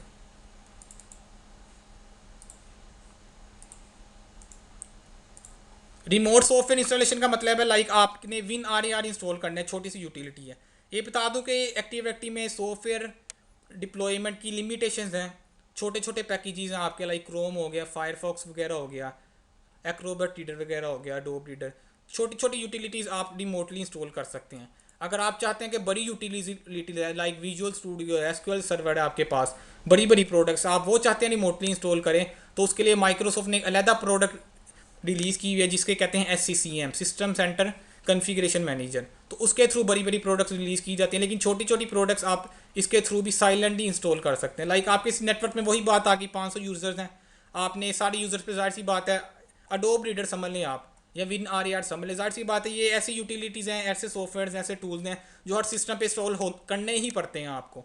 अगर आप 500 मशीन्स का नेटवर्क आप इधर अडोब रीडर इंस्टॉल करना चाहते हैं तो आपको मैनुअल इधर जाना पड़ेगा, फिर इधर इंस्टॉल करना पड़ेगा, इनवली इधर, फिर इधर। फिर इशू क्या आ गया, हर मशीन पे आप अलहदा से जा रहे हैं, अलहदा से जाके अडोब रीडर इंस्टॉल कर रहे हैं, और अच्छा सा ये टाइम कंज्यूमिंग काम है, फिर अच्छा सा टाइम लग जाएगा आपको, वही 5-7 मिनट लग रहे हैं डोब रीडर होते हुए, तो 500 मशीनों पे लगाए हैं डोब रीडर करने में कितना टाइम लगेगा। लेकिन डोमेन इन्वायरमेंट कर लें आप, आपके पास ये सर्वर पड़ा हुआ है, ये किसके साथ कनेक्ट है, आपके लैन के साथ, ये सर्वर में कर रहा हूँ। अब यहाँ पे आके एक्टिव डायरेक्टरी इंस्टॉल है, आपने डिफाइन कर दिया भाई यह कहाँ पे पुश हो दें, मेरे नेटवर्क पे पड़ी हुई सारी मशीन पे पुश हो दें। यहाँ ये ऊपर वाला ये HR का डिपार्टमेंट है, HR के डिपार्टमेंट में पुश हो दे, यहाँ पे आके राइट क्लिक करके आप सिंपल क्या करोगे, डिप्लॉय पैकेज इन मशीन्स के ऊपर जितनी एचआर की मशीन्स थी सब पे वो जो भी पैकेज है डोप रीडर आपका डिप्लॉय होगा ऑटोमेटिकली। इस यूज़र को नहीं पता होगा पीछे इंस्टॉल हो रहा है, इस पे बैठे हुए यूज़र को भी इसको भी नहीं पता होगा, बैकएंड पे खुद ही इंस्टॉल होके यूज़र को मैसेज आ देगा, ये यूज़र को आप कह देना यार 10 मिनट बाद देख लो आपके पास अडोब रीडर इंस्टॉल होगा, तो यूज़र 10-15 मिनट बाद देखेगा ऑटोमेटिकली अडोब रीडर इंस्टॉल हो गया होगा साइलेंटली। कोई नहीं यूज़र को पूछा रहेगा भाई नेक्स्ट करो, अब लाइसेंस एग्रीमेंट एक्सेप्ट करो, इसको सी ड्राइव में इंस्टॉल करो, इसको फिनिश करो या प्रोडक्ट की अप्लाई करो। वो सारा का सारा आप बेसिकली पैकेज बनाते हैं, एक्टिव डायरेक्टरी वाले सर्वर पे रखते हैं। सर्वर पे रखने के बाद आप डिफाइन कर देते हैं भाई इसको पुश कर दो एचआर के डिपार्टमेंट के ऊपर। तो ये रिमोटली सॉफ्टवेयर इंस्टॉल करने के लिए भी यूज़ होता है, लेकिन छोटे छोटे पैकेजेस जितने हैं। सेंट्रलाइज ग्रुप पॉलिसीज आ गई आपके पास। आपको पता था पहले जब हम आपने लाइक यूएसबी ब्लॉक करनी थी आपने, या स्पेसिफिक एप्लीकेशन अलाउ, आप कहते हैं मेरे नेटवर्क में स्पेसिफिक एप्लीकेशन अलाउ है बाकी ब्लॉक है। अगर आप वर्क ग्रुप में होते हैं आपके पास 10 मशीनें पड़ी हुई हैं, तो आपको 10 की 10 मशीनों पे जाके वो ग्रुप पॉलिसी इनेबल करके और वो इनेबल करके जीपी अपडेट करना पड़ना था। और ज्यूम करें 500 मशीनों का नेटवर्क है, 500 की 500 मशीनों पे आपने स्पेसिफिक एप्लीकेशन अलाउ करनी है। लाइक ये कंपनी ही ऐसी है जिस पे काम किया जाता है वर्ड एक्सेल पे, या उस कंपनी को चाहिए ज़्यादा से ज़्यादा क्रोम फायरफॉक्स एक आधा ब्राउज़र ब्राउजिंग के लिए, तो आप हर सिस्टम पे जाके ग्रुप पॉलिसी लगा रहे हैं, तो टाइम कंज्यूमिंग काम है आपका। लेकिन अगर आप डोमेन इन्वायरमेंट क्रिएट कर ले तो क्या हो रहा है, सेंट्रलाइज ग्रुप पॉलिसी। आप ग्रुप पॉलिसी यहाँ पे इनेबल करते हैं, फिर डिफाइन कर देते हैं भाई ये जो फाइनेंस के डिपार्टमेंट है ये पूरे पूरे ज्यूम करें फाइनेंस के हैं, फाइनेंस की मशीनों पे क्या हो जी टोरेंट ब्लॉक है, ठीक है, टोरेंट की एप्लीकेशन ब्लॉक है। क्या बेनिफिट होगा, 1 मिनट में आपने इनेबल किया, यहाँ पे जाके क्या हो गया, जीपी अपडेट चलाया। जीपी अपडेट के बताऊंगा क्या क्या तरीके आ गए, मैन्युअली रन करवाना है, रिमोटली एग्जीक्यूट करवाना है। अगर जीपी अपडेट नहीं करते क्या पॉलिसी पुश होगी, अगर होगी तो डिफ़ॉल्ट टाइम क्या उसका। तो इन शॉर्ट ये कि आपने एक पॉलिसी यहाँ पे लगाई, आप ज़ाहिर सी बात है स्पेसिफिक एप्लीकेशन अलाउ करनी है, मैक्सिमम आपको 5 मिनट लग देंगे। स्पेसिफिक एप्लीकेशन टोरेंट ब्लॉक करना है, आपको पता है टोरेंट ब्लॉक करना है, सिंपल एक ग्रुप पॉलिसी यहाँ पे जाके इनेबल की, एग्जीक्यूट करवा दी। जहाँ पे ग्रुप पॉलिसी जब अपडेट हुई तो टोरेंट सारों पे ब्लॉक हो जाएगा, तो टाइम अच्छा सा बच नहीं गया आपका। तो सेंट्रलाइज ग्रुप पॉलिसी आ रही है। एडी प्रोवाइड सिक्योरिटी, ये बता दिया आगे जाके। एक्टिविटी सिक्योरिटी के तो फीचर पढ़ते ही रहेंगे, सिक्योरिटी कैसे प्रोवाइड करती है। बेसिकली इसका पर्पज़ ही हम सिक्योर नेटवर्क इन्वायरमेंट अपना क्रिएट करें। इसी तरह सिक्योरिटी में एक चीज़ और बता दूं, वर्क ग्रुप अगर आपके इन्वायरमेंट में आपके नेटवर्क में एक प्रिंटर लगा हुआ है, नेटवर्क प्रिंटर है या कोई शेयर प्रिंटर आपके नेटवर्क में, अब वर्क ग्रुप का इन्वायरमेंट है, वहाँ पे जो बंदा आएगा प्रिंट निकाल सकता है। आप कंट्रोल नहीं कर सकते भी आसीम आता उसको प्रिंट नहीं निकालने देना, इस प्रिंटर से वो प्रिंट आउट नहीं ले सकता। अगर वो उस प्रिंटर पे प्रिंट सेंड भी कर देता है तो डिनाई हो जाए उसको। वर्क ग्रुप में ऐसा पॉसिबल नहीं है। लेकिन अगर आपने प्रिंटर शेयर किया हुआ है अपने नेटवर्क में, आप चाहते हैं भाई इसको सिर्फ उमर, एहसन, अली ये 3 बंदे ये यूज़ कर सकें, तो 3 ही यूज़ कर सकेंगे, आप बाकी डिनाई करवा देंगे। तो सिक्योरिटी मिल गई ना आपको, आपके प्रिंटर मिस यूज़ नहीं हो रहा। एक बंदा वो पूरी की पूरी बुक निकाल के ले जाता है, कंपनी के पेजेस खत्म कर देता है प्रिंटर के। कंपनी इसको ब्लॉक करना चाहती है, वर्क ग्रुप के इन्वायरमेंट में पॉसिबल नहीं है।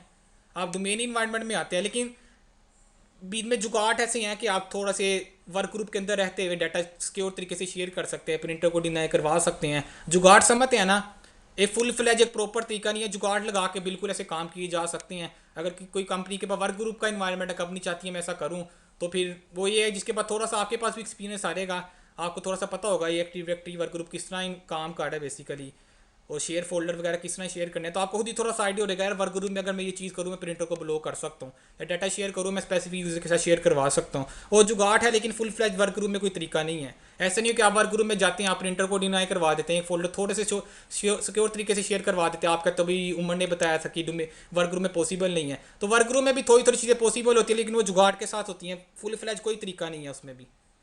ठीक है, वो ट्रिक्स हैं, समझ लें आप, छोटे छोटे ट्रिक्स हैं, वो लगा के आप थोड़ा सा सिक्योर कर सकते हैं। तो स्पेसिफिक प्रिंटर अगर आप चाहते हैं ब्लॉक करें, स्पेसिफिक यूज़र के साथ शेयर हो, तो सिक्योरिटी एडी बेसिकली हमें प्रोवाइड कर रही है। सेंट्रलाइज ऑथेंटिकेशन वही आ गई। Control over the whole network, आपको पता है ग्रुप पॉलिसीज आप कंट्रोल कर रहे हैं, सॉफ्टवेयर इंस्टॉल कर रहे हैं सेंट्रल लोकेशन से, सेंट्रल लोकेशन से यूज़र पासवर्ड आप यूज़र ऑथेंटिकेट कर रहे हैं। तो इसका मतलब कि आपको नेटवर्क के ऊपर पूरा का पूरा कंट्रोल मिल गया अपने पूरे पूरे नेटवर्क के ऊपर। बेसिकली एक्टिव डायरेक्टरी का डोमेन इन्वायरमेंट का पर्पज़ ही ये है, आपको अपने पूरे के पूरे नेटवर्क के ऊपर कंट्रोल मिल जाए। लाइक आपकी कंपनी में एक बंदा आता है, वो कंपनी से चला गया है, ठीक है, तो आप क्या, पहला तरीका कि आप उसकी मशीन पे अगर वर्क ग्रुप का इन्वायरमेंट होता है, उसकी मशीन के ऊपर जाते और वो अपना पासवर्ड बता के नहीं गया आपको, फिर वही बात आपको पासवर्ड ब्रेक करना पड़ता। लेकिन आप किसी कंपनी ने यूज़र ने कोई गलत एक्टिविटी कर दी, ठीक है, अब आप चाहते हैं कि ये नेटवर्क पे मेरे आ ना सके, आप फ़ौरन सर्वर पे जाएं, क्या करें, उसका पासवर्ड रीसेट कर दें, कंट्रोल अवॉल द होल नेटवर्क। आप डोमेन सर्वर पे जाएं, वहाँ जाकर उसका पासवर्ड रीसेट कर दें। जब उसका पासवर्ड रीसेट हो गया, वो बंदा जहाँ मर्जी लॉगिन करे, लॉगिन ही नहीं कर पाएगा। लेकिन अगर वर्क ग्रुप का इन्वायरमेंट होता, पासवर्ड तो उसके पास खुद का पासवर्ड खुद था ना, खुद का पासवर्ड था, क्योंकि वो लोकल डेटाबेस यूज़ कर रहा था। वो पासवर्ड आपको नहीं बता के गया। अब ये जी भी एडमिनिस्ट्रेटर होगा जो बेचारा बैठ के क्या कर रहा है, पासवर्ड ब्रेक कर रहा है, भी यूज़र मुझे पासवर्ड नहीं बता के गया। लेकिन अगर आप डोमेन नेटवर्क में होते, आप कहते यार जाना है तो जाओ, ना पासवर्ड बताओ मुझे, मैं क्या करूँ, रीसेट कर लेता हूँ। आपने किसी यूज़र को कहते उसका पासवर्ड दो यार, ये काम करने कहते हैं, मैंने पासवर्ड नहीं देना, आपको गुस्सा चढ़ा, आप अपने डोमेन सर्वर पे आओ, आप उसका पासवर्ड रीसेट कर लें। क्या है, आपको कंट्रोल है नेटवर्क के ऊपर, आप जिसका मर्जी पासवर्ड रीसेट करें। ठीक हो गया। उमर भाई, हाँ जी। जो क्लाइंट का कह लें जो है कंप्यूटर है हाँ जी। जिसके ऊपर एक्टिव डायरेक्टरी से यूजर ऑथेंटिकेट हो रहा है, हाँ जी।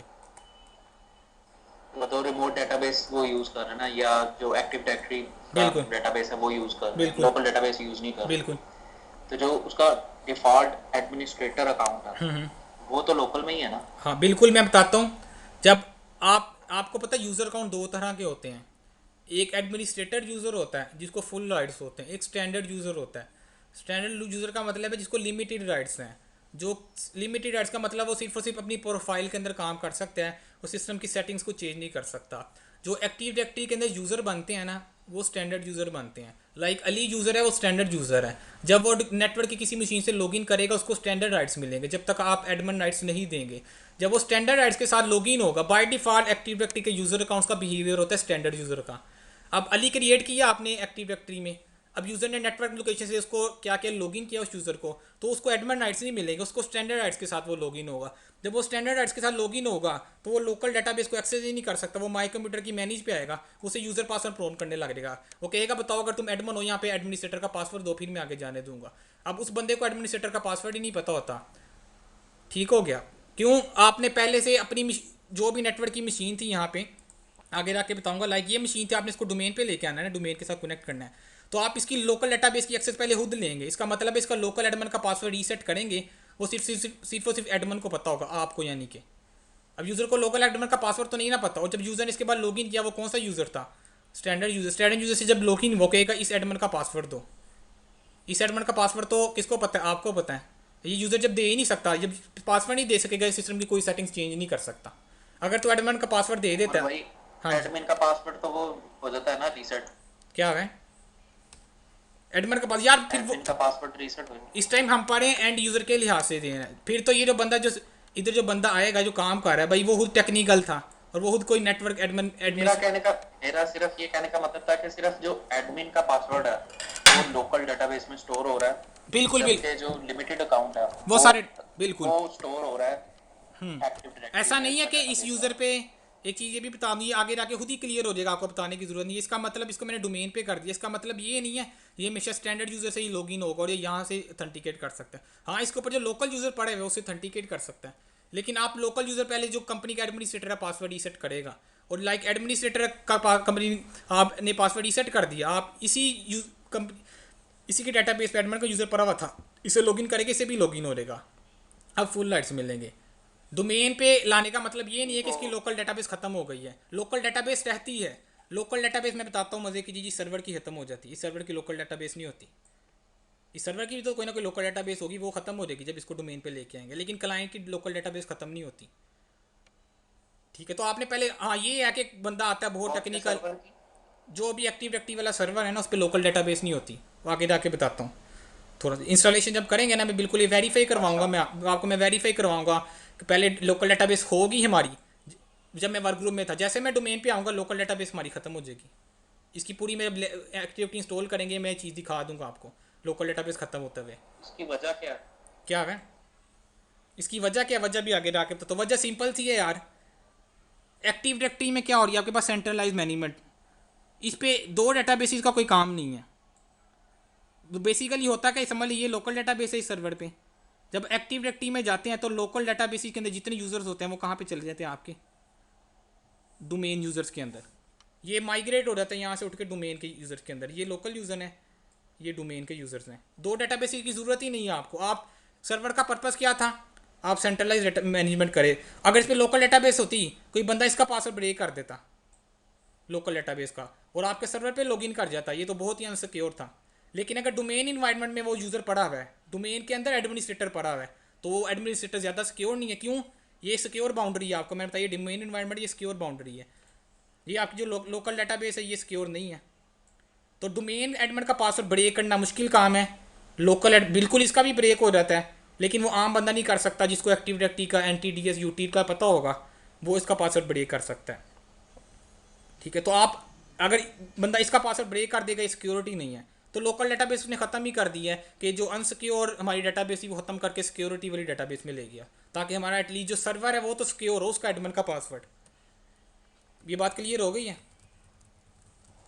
ठीक जो हो गया। अनसिक्योर डेटाबेस ही वो ख़त्म की है बेसिकली, क्योंकि एक्टिविटी का पर्पज़ क्या था? सिक्योरिटी। आपके सर्वर पे सिक्योरिटी नहीं है, बाकी फिर कर चुके नेटवर्क पे सिक्योरिटी आप लगा चुके। सर्वर की जो अनट्रस्टेड थी या जितनी सिक्योर नहीं थी वो डेटाबेस ख़त्म की, सिक्योरिटी वाले डोमेन के अंदर उसके एडमिनिस्ट्रेटर को ऐड कर दिया, ताकि क्या मेरा एडमिन इस टाइम सिक्योर हो जाए। तो ये बात क्लियर होगी आपको। फिलहाल इतना याद रखने, वर्क ग्रुप में decentralise management of resources, domain में centralise management of resources. Resources से मुराद यही है, यूज़र अकाउंट्स हैं, कंप्यूटर्स अकाउंट्स हैं, आपके प्रिंटर्स हैं, आपके शेयर्स हैं, इन सारी चीज़ों की centralize management. User account centralize management हो रही है, ऑथेंटिकेशन आपकी सेंट्रलाइज हो रही है, जो कंप्यूटर पे पॉलिसीज़ लग रही हैं वो आपकी सेंट्रलाइज हो रही है, जो प्रिंटर्स आपके नेटवर्क पे जितने लगे हुए हैं वो आप सिंगल लोकेशन से मैनेज कर रहे हैं आपको। तो जितनी मैनेजमेंट आपके नेटवर्क में सेंट्रल लोकेशन से हो रही है, चीज़ कंट्रोल मिल गया आपको नेटवर्क पे। अब आते हैं एक्टिविटी के बेनिफिट से। वर्क ग्रुप डोमेन इन्वायरमेंट में आपको डिफरेंस क्लियर हो गया। अब आ जाते हैं what is active directory. In short जहाँ पे देखोगे कि AD क्या है। एक्टिव डायरेक्टरी कम बोला जाता है बड़े नेटवर्क्स में, जो भी सीनियर एडमिनिस्ट्रेटर हैं, सीनियर नेटवर्क के बंदे हैं, वो एक्टिव डायरेक्टरी पूरा कम बोलते हैं। इसलिए बता रहा था कि इंटरव्यू देने जाएँ आपको AD कोई पूछे जल्दी से कन्फ्यूज़ हो गया आप, इंटरव्यू आपके जहन से ही निकल गया AD क्या होता है। तो एक्टिव डायरेक्टरी है, पहले इसको कहते थे एक्टिव डायरेक्टरी ADS, सर्वर 2003 तक। ठीक है, उसके बाद ADS कहते हैं। माइक्रोसॉफ्ट का अपना स्टाइल है टर्मिनोलॉजीज को थोड़ा सा चेंज करना। बेसिकली एक ही चीज़ के दो नाम हैं, AD कह दे, ADS कह दे, ADS कह दे। कहीं पे आर्टिकल पढ़ रहे हो ADS आ जाए, ADS आ जाए, AD आ रहे, इसका मतलब वो एक्टिव डायरेक्टरी की बात कर रहा है। तो active directory services ADS, active directory domain services ADS। अब जो सर्वर 2008 आ रहा है, इसके जितने डॉक्यूमेंट्स या आर्टिकल वगैरह पढ़ेंगे 2008 R2 के 2012 के, उसमें ADS लिखा हुआ है। सर्वर 2003 वगैरह के पढ़ेंगे उसमें ADS ज़्यादातर लिखा होगा। तो अब जो हम पढ़ रहे हैं उसमें ADS ही कहा जाता है, इसलिए मैं भी ADS ही कहूँगा, एक्टिव डायरेक्टरी डोमेन सर्विसेज। इसमें फिर वही बात सेंट्रलाइज मैनेजमेंट ऑफ रिसोर्सेज हो रही है इसमें। अब बेसिकली बात यह आ रही है एक्टिव डायरेक्टरी है क्या। एक लाइन में अगर मैं डिफाइन करूँ एक्टिव डायरेक्टरी को मैं कहूँगा active directory is a centralize database of resources. कि एक सेंट्रलाइज डेटाबेस है ऑफ रिसोर्सेज की। आपके नेटवर्क पे जितने रिसोर्सेज पड़े हुए हैं वो कहाँ पे पड़े हुए हैं? एक्टिव डायरेक्टरी के अंदर। लाइक यूज़र है, वो यूज़र कहाँ पे पड़ा होगा? एक्टिव डायरेक्टरी के अंदर। डेटाबेस समझते हैं ना क्या है? डेटाबेस समझ एक कंटेनर टाइप है, उस कंटेनर के अंदर क्या पड़े हुए हैं? आपके कलेक्शन ऑफ इन्फॉर्मेशन पड़ी हुई है, कलेक्शन ऑफ ऑब्जेक्ट्स पड़े हुए हैं। एक बास्केट ले ली, बास्केट के अंदर बॉल डाल दी है आपने, बॉल ऐड कर दिए डिफरेंट कलर्स के हैं, जो भी है बकी टाइप समझ ले आप। डेटाबेस है, डेटाबेस के एक बकी टाइप समझ ले। एक्टिव डायरेक्टरी भी के एक बास्केट सी, एक बकेट सी, एक डेटाबेस है। उस डेटाबेस के अंदर क्या पड़े हुए हैं? आपके ऑब्जेक्ट्स पड़े हुए हैं। और कैसी डेटाबेस है? ये सेंट्रलाइज डेटाबेस है, डिसेंट्रलाइज डेटाबेस नहीं है। इसका मतलब ये पूरे नेटवर्क पे एक ही लोकेशन पे पड़ी होगी आपके पास सेम डेटाबेस।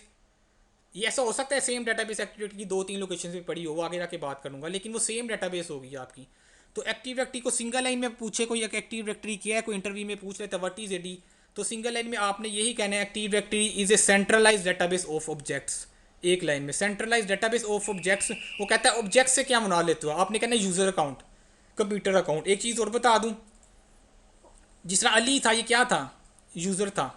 इस तरह कंपनी में ये आपके पास ये PC पड़ा हुआ है जिसका नाम क्या? PC1। तो हाँ जी, हाँ जी, हमको सोर्सेज वगैरह जैसे ये प्रिंटर वगैरह, ये यूजर अकाउंट हो गया, हाँ इन जी, सारों को नहीं ऑब्जेक्ट बोलते? इन सबको ऑब्जेक्ट्स। ऑब्जेक्ट।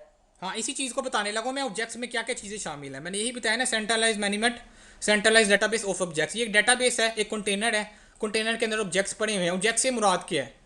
ऑब्जेक्ट से मुराद मैं यही कह रहा हूँ, ऑब्जेक्ट से मुराद क्या है? यूज़र है अली। अली कहाँ पे पड़ा हुआ था? सर्वर के ऊपर। उस सर्वर के अंदर ये डेटाबेस अटैच है एक्टिव डायरेक्टरी की, तो अली इस डेटाबेस के अंदर पड़ा हुआ है। इसी तरह मैं बताने लगूँ, जिस तरह यूज़र अकाउंट होता है इस तरह एक कंप्यूटर अकाउंट भी होता है। जिस तरह ये PC1 पड़ा हुआ है, इसका एक कंप्यूटर अकाउंट होगा। जब कंप्यूटर अकाउंट होगा और वो यहाँ पे पड़ा होगा तो लॉगिन करेगा। लाइक ये PC पड़ा हुआ है आपके नेटवर्क में जिसका नाम है PC3 समझ लें आप यहाँ पे, ठीक है। अगर PC3 का कंप्यूटर अकाउंट इसके ऊपर पड़ा होगा तो PC3 क्या कर सकता है, एक्टिव डायरेक्टरी के साथ कनेक्ट हो सकता है। इसी तरह जिस तरह आपने ग्रुप पॉलिसीज पढ़ी थी, कुछ यूज़र अकाउंट पे लगती है, कुछ कंप्यूटर अकाउंट पे, कुछ यूज़र पे इफेक्ट होती है, कुछ कंप्यूटर पे इफेक्ट होती है। इसका मतलब यूज़र अकाउंट तो होता है, कंप्यूटर अकाउंट नाम की भी एक चीज़ होती है। हर कंप्यूटर का अपना एक अकाउंट होता है। जाहिर सी बात है कंप्यूटर ने भी अथेंटिकेट करना है। जब आप इस मशीन को कहते हो मैंने डोमेन पे लेके आना है, इसका मतलब है इसका कोई ना कोई अकाउंट होगा जो एक्टिव डायरेक्टरी के साथ अथेंटिकेट करेगा। ये सारे देखेंगे आगे जाके हम, यूज़र कंप्यूटर अकाउंट वगैरह जब नजर आएंगे तब ज़्यादा क्लियर होगा आपको। अली था नज़र आ रहा था लॉगिन करते हुए, लेकिन बैकएंड पे जब आप इस मशीन पे लॉगिन करते हैं, जब बेसिकली इस मशीन को आपने पावर ऑन किया, यहाँ पे मैं ऑन लिख रहा हूँ, पावर ऑन किया, जैसे ये मशीन ऑन होगी पहले ये एक्टिव डायरेक्टरी के साथ अथेंटिकेट करेगी तो नेटवर्क पे आएगी। इसके बाद क्या होगा, जब ये अथेंटिकेट इसका कंप्यूटर अकाउंट होगा तो अली इसके साथ लॉगिन कर सकता है। जब तक कंप्यूटर अकाउंट अथेंटिकेट नहीं होगा अली भी लॉगिन ही नहीं कर सकता, क्योंकि कंप्यूटर की प्रायोरिटी क्या है, ज़्यादा कंप्यूटर एक हार्डवेयर डिवाइस है, अली क्या एक यूज़र अकाउंट है। कंप्यूटर पहले आएगा, वो नेटवर्क पे वैलिडेट होगा, अपना यूज़र पासवर्ड सेंड करेगा, computer account automatic user password send करेगा। ये आगे जाके देखेंगे कैसे करेगा। कंप्यूटर अकाउंट सेंड करेगा यूज़र पासवर्ड, वो अथेंटिकेट करेगा, उसके बाद अली क्या होगा, लॉगिन करेगा। अगर तो कंप्यूटर अथेंटिकेशन यहाँ पे फेल हो जाती है हमारी किसी रीज़न की वजह से, कंप्यूटर जो पासवर्ड प्रोवाइड कर रहा है सर्वर पे वो डिफरेंट पासवर्ड है, अथेंटिकेशन ही होगी, उसके बाद अली भी लॉगिन नहीं कर सकता। तो कंप्यूटर अकाउंट भी कहाँ पड़ा होता है, ये वाली डेटाबेस के अंदर। यूज़र अकाउंट भी कहाँ पड़ा होता है, एक्टिव डायरेक्टरी की डेटाबेस के अंदर। इसके अलावा शेयर फोल्डर्स हैं, प्रिंटर्स आपने नेटवर्क पे जितने शेयर किए हुए हैं वो सारे के सारे प्रिंटर के जो अकाउंट है, हर प्रिंटर के अगेंस्ट उसका अपना अकाउंट होगा, वो प्रिंटर अकाउंट भी क्या होगा, एक्टिव डायरेक्टरी के अंदर पड़ा हुआ है। इसके अलावा जितनी ग्रुप पॉलिसीज़ हैं जो आप अप्लाई करें, वो ग्रुप पॉलिसीज़ भी कहाँ पे पड़ी हुई है, इस कंटेनर के अंदर पड़ी हुई हैं। तो ऑब्जेक्ट्स में क्या आ गया, आपके पास यूज़र अकाउंट्स आ गए, कंप्यूटर अकाउंट्स आ गए, आपके पास प्रिंटर्स वगैरह आ गए। ठीक हो गया। कोई पूछ रहा था ऑब्जेक्ट्स की, आपने मोहम्मद कहना भाई, यूज़र अकाउंट कंप्यूटर अकाउंट। हाँ जी। इस तरह से तो हमारा नेटवर्क जो सा है, मशीन्स भी कम्प्लीटली आइसोलेट हो गई हैं। कोई बाहर से मशीन ला के एक्टिव डायरेक्टरी के साथ नहीं वो कर सकता कनेक्ट, बिल्कुल ऑथेंटिकेट ही नहीं होगी, बिल्कुल यूजर भी आप नहीं चलेगा। तो बिल्कुल कम मतलब नेटवर्क नेटवर्क तो आइसोलेट है ही और मशीन्स भी बिल्कुल। आइसोलेट हो यहाँ गई पे ये देखो, यहाँ पे ये कंपनी के बाहर से ये बंदा आया, किसी तरह इसने, हो सकता है ये वायरलेस मीडियम था, वाईफाई पे कनेक्ट कर लिया, इसको वाईफाई का पासवर्ड पता था, यहाँ केबल है, डजेंट मैटर ये वाईफाई है या केबल है। एक यूज़र बाहर से आया, कंपनी के बाहर खड़ा था, वाईफाई के सिग्नल आ गए, उसने कनेक्ट कर लिया। अब वो कंपनी के इस परे हुए डाटा को एक्सेस करना चाहता है। अगर वर्क ग्रुप होगा एक्सेस हो जाएगा, आपने सिक्योरिटी नहीं लगाई हुई, वर्क ग्रुप की सिक्योरिटी सेकंड में ब्रेक हो रहती है। लेकिन अगर डोमेन इन्वायरमेंट था, अब डोमेन इन्वायरमेंट जब आएगा इस बंदे के पास भी यूज़र पासवर्ड होना चाहिए। कहाँ का यूज़र पासवर्ड, इस डोमेन पे पड़े हुए सर्वर के ऊपर। जब वो इस शेयर को एक्सेस करेगा तो अथेंटिकेशन कहाँ से होनी है, मैंने बताया इस सर्वर से। इस बंदे ने शेयर एक्सेस किया, आपके नेटवर्क पे कनेक्ट तो कर लिया, यहाँ से उसको क्या हुआ, वो यूज़र पासवर्ड इसके पास है ही नहीं। जब लेकिन यूज़र इसका कंप्यूटर अकाउंट नहीं ऑथेंटिकेट होगा, क्या हुआ है, मैं बताता हूँ आगे जाके। इसका कंप्यूटर था, कंप्यूटर अकाउंट ऑथेंटिकेट नहीं ना होगा। नहीं नहीं, दो और चीज़ें ही आगे यूजर जाके अकाउंट क्लियर, अगर नहीं सही नहीं दे नहीं भी नहीं देता नहीं है, नहीं, कंप्यूटर अकाउंट अथेंटिकेट होने से मुराद ये है कि उस जब तक ये अथेंटिकेट नहीं ना होगा yes, इसके ऊपर पॉलिसीज अप्लाई नहीं हो सकती। लाइक आपने ग्रुप पॉलिसीज लगाई, ये अथेंटिकेट नहीं हो रहा, इसके ऊपर पॉलिसीज नहीं हो सकती। अब यहाँ पे मैं बात कर रहा हूँ, ये बंदा आया, ये अपनी मशीन पे लॉगिन था, लोकल यूज़र थे, ऐसे ही यानी ये तो बाहर का बंदा है, लोकल यूज़र से लॉगिन था, लेकिन ये फोल्डर एक्सेस करना चाह रहा है ये वाला।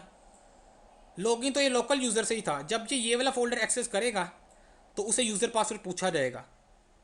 क्यों पूछा जाएगा, चेक किया जाएगा ये बंदा तो डोमेन पे ही नहीं है, इसका मतलब ये ऑथोराइज बंदा नहीं है, इसे यूज़र पासवर्ड पूछो। अगर ये बंदा यूज़र पासवर्ड दे देगा ये शेयर एक्सेस हो जाएगा। लेकिन अगर ये बंदा ऑलरेडी डोमेन पे होता तो इसे यूज़र पासवर्ड पूछा ही नहीं जाना था। क्यों, ऑटोमेटिक पीछे से अथेंटिकेशन हो जानी थी, सिंगल साइन ऑन नहीं पड़ा अभी कि आप इस शेयर को एक्सेस कर रहे हो, यहाँ पे पड़े हुए शेयर को आपने एक दफ़ा यहाँ पे डोमेन से लॉगिन कर लिया, एक दफ़ा डोमेन से लॉगिन कर लिया ना आपने, उसके बाद आपसे यूज़र पासवर्ड भाई नहीं पूछा लेकिन इसका जाएगा। कंप्यूटर अकाउंट तो चेंज है। क्या है कंप्यूटर अकाउंट तो हमारे जितने भी ये सामने PC3 PC1 PC2 यार, जितने ये भी हमारे फ्लोर्स पे पड़े हैं, बेसिक इस टाइम ये कंप्यूटर डोमेन अकाउंट भी तो उसके सर्वर पे है। बता, इस टाइम ये हमारे परे हुए नेटवर्क के रिसोर्स को एक्सेस कर रहा है, ना कि ये सर्वर से पॉलिसीज पुश करवाना चाह रहा है। ये जो कन्फ्यूजन है ना ये आपको आगे जाके खुद ही क्लियर हो जाएगी।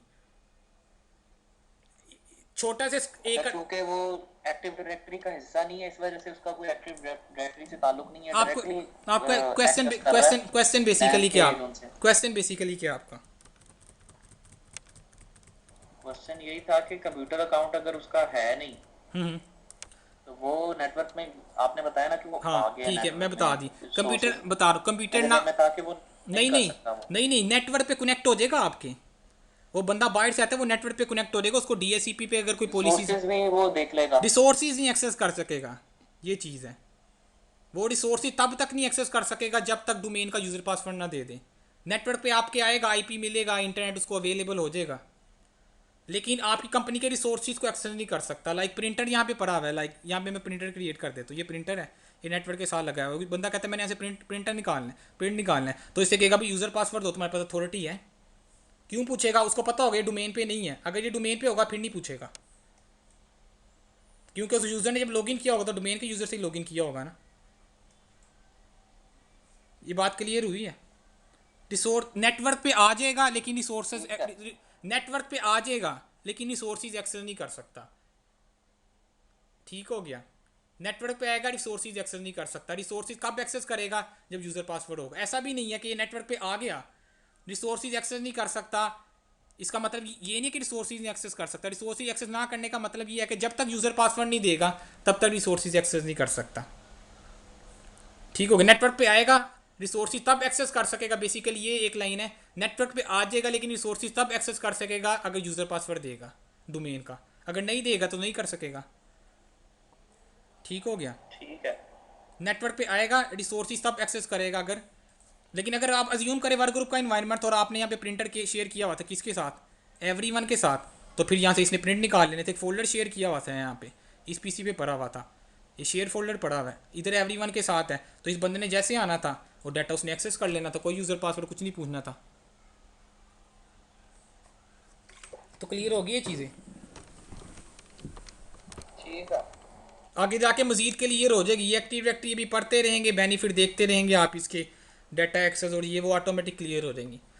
तो active directory centralize database of object. नीचे फिर ये लिखा है it is a database that keeps track of a huge amount of stuff. जिसके पास क्या ट्रैकिंग करती है, किस चीज़ की ट्रैकिंग किस तरह पर करती है, आगे जाके देखेंगे ग्लोबल कैटलॉग क्या है, इंडेक्सिंग क्या चीज़ होती है। तो जाहिर सी बात है, आपको पता है डेटाबेस का पर्पज़ क्या होता है कि जहाँ से हम डाटा डाटा कलेक्शन पड़ी और वहाँ से डाटा हम जल्दी से रिट्रीव कर ले, इन्फॉर्मेशन गेट करना वहाँ से हमें क्या हो। ऐसी डेटाबेस का क्या फ़ायदा कि डेटाबेस के अंदर पड़ा तो बहुत कुछ हुआ है, लेकिन जब आपने उसके अंदर से किसी ऑब्जेक्ट्स को फाइंड करना है तो बहुत टाइम लग जाता है आपको, ऑब्जेक्ट फाइंड करते करते घंटा लग जाता है। एक यूज़र ने लॉगिन करना है भाई, पीछे से जी डेटाबेस बहुत बड़ी थी एक्टिव डायरेक्टरी की, और यूज़र का पीछे से वैलिडेट होते हुए भी अच्छा जी डेटाबेस बहुत बड़ी है, हज़ारों जीबी में है, तो जी पता नहीं किस लोकेशन पे जाके इसका यूज़र पासवर्ड पड़ा है वो वैलिडेट हो। तो एक्टिव डायरेक्टरी में ऐसा नहीं है कि आप करती हैं नेटवर्क स्लो डाउन हो गया, यूज़र ऑथेंटिकेट करने आया तो पीछे से बहुत जी डायरेक्टरी में फाइंड करने गया है। तो ये क्या करती है, ट्रैकिंग करती है ह्यूज अमाउंट ऑफ स्टफ। इसकी ट्रैकिंग बड़ी ज़बरदस्त किस्म की, इसमें इंडेक्सिंग वगैरह होती है, ग्लोबल कैटलॉग लगा होता है, वो जल्दी से ऑब्जेक्ट को फाइंड करता है उसके एट्रीब्यूट की बेस पे और जल्दी से लॉगिन कर देता है। And give us a centralise management of all और network machine user and resources. क्या काढ़ी है? ट्रैकिंग काढ़ी है उनकी, कि जो भी यूज़र लॉगिन आएगा जल्दी से डेटाबेस से वो ऑब्जेक्ट फाइंड होगा, फाइंड होने के बाद वो क्या होगा, सेंट्रलाइज मैनेजमेंट नेटवर्क की हो रहेगी। नेटवर्क में किस चीज़ की, मशीन्स की, यूज़र की, रिसोर्सेज की। रिसोर्सेज में भी क्या चीज़ें आ जाएँ, आप इस तरह भी डिफाइन कर सकते हैं, active directory centralize database of resources. Resources में फिर वही चीज़ें आ जाती हैं, ऑब्जेक्ट्स वगैरह आ गए आपके। रिसोर्सेज से मुराद वही है, नेटवर्क रिसोर्सेज हैं आपके। तो एक्टिव डायरेक्टरी की डेफिनेशन याद कर लेनी है आपने, वर्क ग्रुप के थोड़े से ड्रॉबैक, डोमेन इन्वायरमेंट में जाने के थोड़े से बेनिफिट्स, ये सारी टर्मिनोलॉजीज। अब आगे करें कंटिन्यू या ना करें बताएं, कल कर लें या थोड़ा सा कर लेते हैं आगे? कल कर लेते हैं, थोड़ा सा कर लेते हैं, ठीक है। अब आगे कल कल कर लें। थोड़ा सा मैं कहता हूँ देख लेते हैं, बाकी कल करते हैं। अभी थोड़ा सा स्टार्ट ले लेते हैं अभी, क्योंकि मेन यही चलिए ठीक है। अभी तक जो बताया था वो जनरल इन्फॉर्मेशन थी आपके पास। एटलीस्ट ये बताना पर्पस था कि हम एक्टिव डायरेक्टरी पढ़े हैं वो है क्या, उसके बेनिफिट क्या हैं, और इतना थोड़ा सा नॉलेज शेयर करता चला जाऊँगा, थोड़ी सी इंडस्ट्री लेवल पे जो भी इन्वायरमेंट बाहर होता है इंडस्ट्री में एक्टिव डायरेक्टरी की इंपॉर्टेंस क्या है। हर चीज़ का जाहिर सी बात है कोई ना कोई कंपेटिटर होता है आपको, कोई भी आप सॉफ्टवेयर लगाएंगे उसका वैसा ही फीचर्स के साथ क्या होगा आपको एक दूसरी कंपनी होगी उसने सॉफ्टवेयर बनाया होगा, यानी कि हर प्रोडक्ट का कोई ना कोई कंपेटिटर बैठा हुआ है। अब एक्टिव डायरेक्टरी एक ऐसी चीज़ है, इसका इंडस्ट्री में कोई कंपेटिटर नहीं है। आप किसी भी नेटवर्क पे चले जाएं, थोड़ा सा बड़ा नेटवर्क होगा, ऐसा नहीं है वहाँ पे एक्टिव डायरेक्टरी के लेवल के फीचर्स की कोई और प्रोडक्ट है और वो यूज़ हो रही है।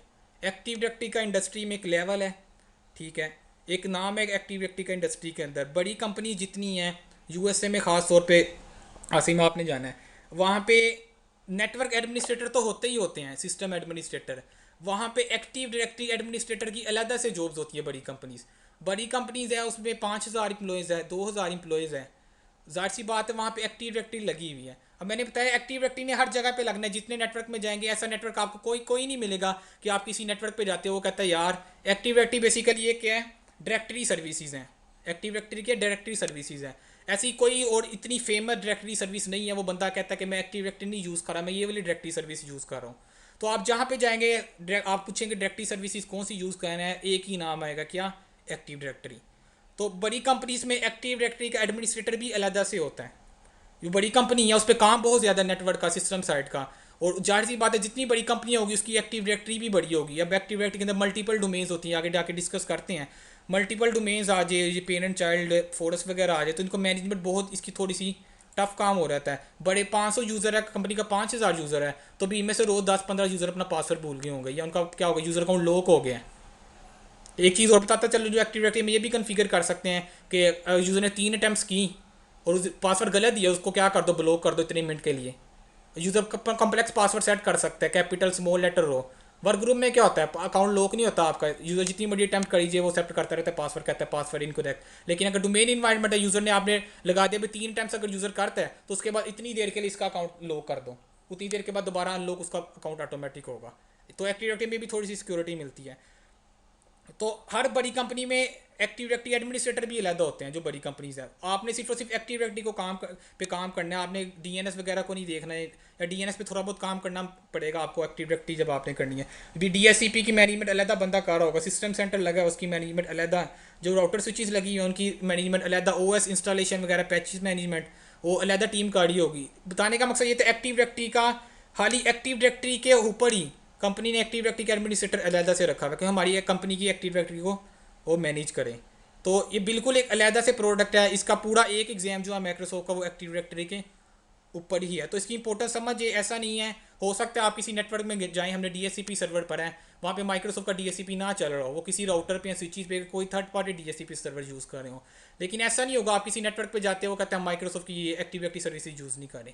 जहाँ जाएंगे इसने यूज़ होना है, इसका मतलब है जहाँ जाना है आपका इसे पाला पड़ना है एक्टिव डायरेक्टरी से, इसलिए इसको बेहतर तरीके से करना है, मैक्सिमम जितना हो सकता है और इसे आपने स्टडी करना है। और इंटरव्यू में मैक्सिमम जितने क्वेश्चन होते हैं वो कोशिश करते हैं कि एक्टिव डायरेक्टरी साइट से या डीएनएस साइट से पूछें, या बेसिक नेटवर्क के कॉन्सेप्ट, नेट वगैरह हो गया आपका, प्रोक्सी सर्वर वगैरह हो गए, थोड़े से फायरवॉल के कॉन्सेप्ट। माइक्रोसॉफ्ट साइट पर इंटरव्यू देने जाएंगे, मैक्सिमम क्वेश्चन जितने वो पूछ सकते हैं टेक्निकली या टर्मिनोलॉजीज वो एक्टिव डायरेक्टरी से लाजमी पूछी जाती हैं, ठीक है। तो इसको कोशिश करनी है बेहतर से बेहतर जितना हो सके इसको स्टडी करना है एक्टिव डायरेक्टरी को। अब आ जाती है हमने डोमेन से कन्वर्ट करना है अपने इन्वायरमेंट को, वर्क ग्रुप से कन्वर्ट करना है अपने इन्वायरमेंट को डोमेन में। तो आगे देख लेते हैं एक्टिव डायरेक्टरी क्या है और डोमेन क्या है। बेसिकली जब मैं कहता हूँ ना मैंने वर्क ग्रुप से डोमेन में जाना है, इसका मतलब क्या है, आप कहते हैं मैंने वर्क ग्रुप से डोमेन में जाना है, इसका मतलब क्या है, आपने एक्टिव डायरेक्टरी इंस्टॉल करनी है। एक्टिव डायरेक्टरी इंस्टॉल करने का मतलब कि आप वर्क ग्रुप से के नेटवर्क से उठ के डोमेन के नेटवर्क में जा रहे हैं।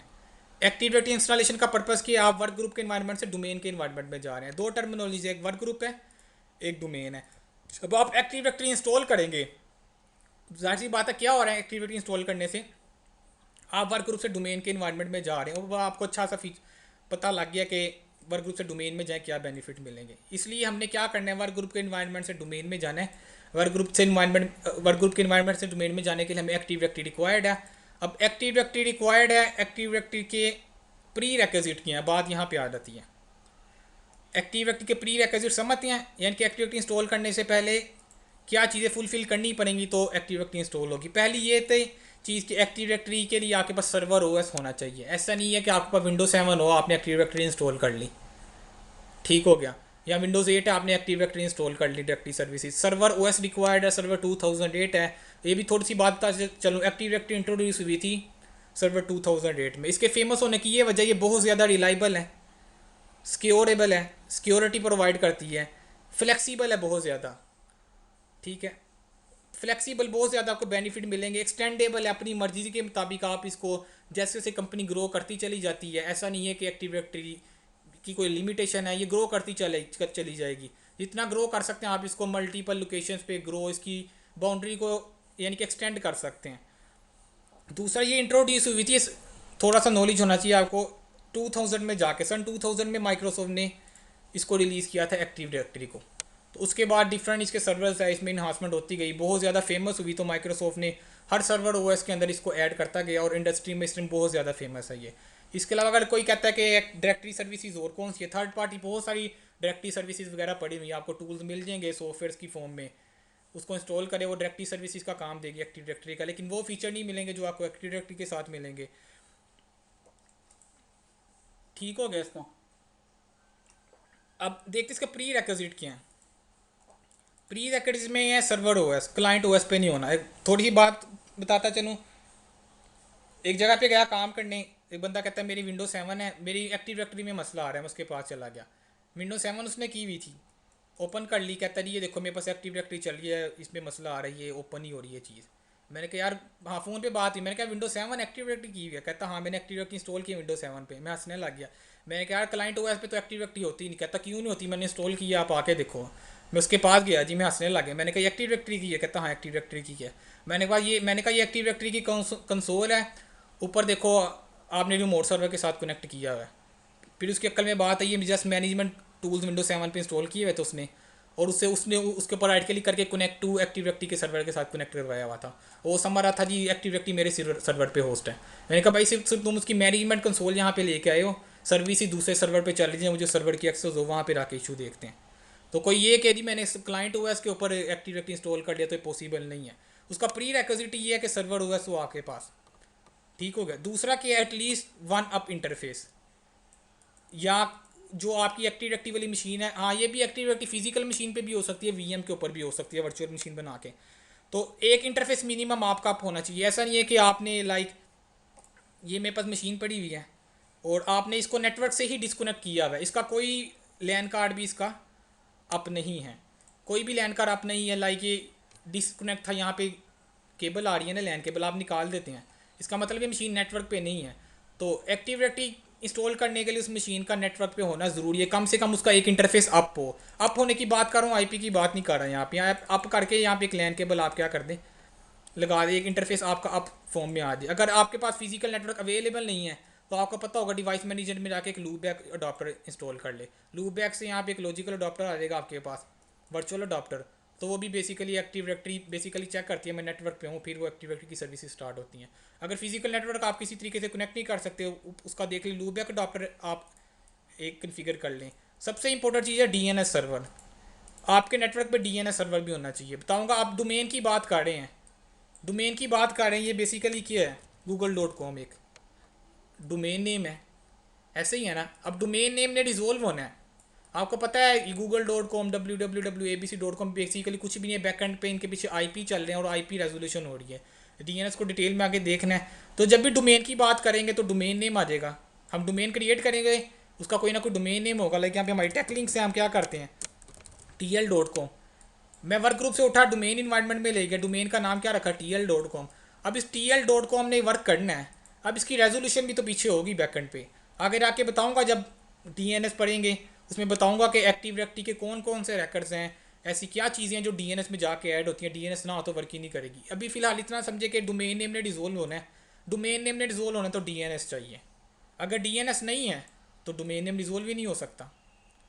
ठीक हो गया। तो DNS का होना लाजमी है आपके नेटवर्क पे, मिनिमम एक, आप 2 3 4 5 7 10 DNS सर्वर लगाए लोड बैलेंसिंग के लिए, फेल ओवर के लिए। दूसरा आपकी जो पार्टीशन है वो तब होती ही NTFS पे सारे कार्ड हैं।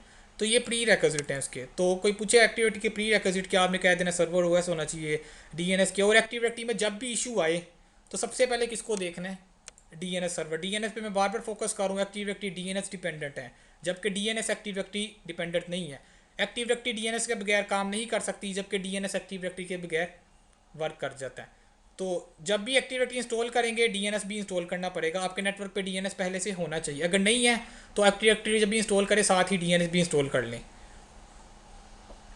अब आगे चलते हैं इसके लॉजिकल कॉन्सेप्ट को। ये थोड़ी थोड़ी सी टर्म्स में क्लियर करूँगा, बाकी करेंगे कल, क्योंकि मैं कह रहा हूँ ऊपर से ही ना गुजर जाए कुछ। फिलहाल प्री रिक्विजिट क्लियर हो गया आपको।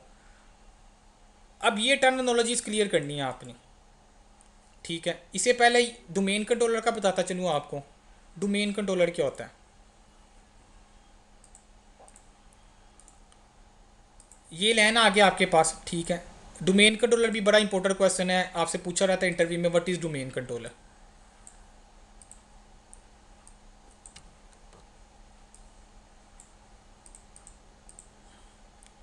ये आपका नेटवर्क है, आपने यहाँ पे क्या लगा लिया, एक सर्वर रखा, बाकी एज्यूम कर लिया यहाँ पे लैन लगे हुए हमारे नेटवर्क में। ये वो सर्वर हुआ है, यहाँ पे मैं लिख रहा हूँ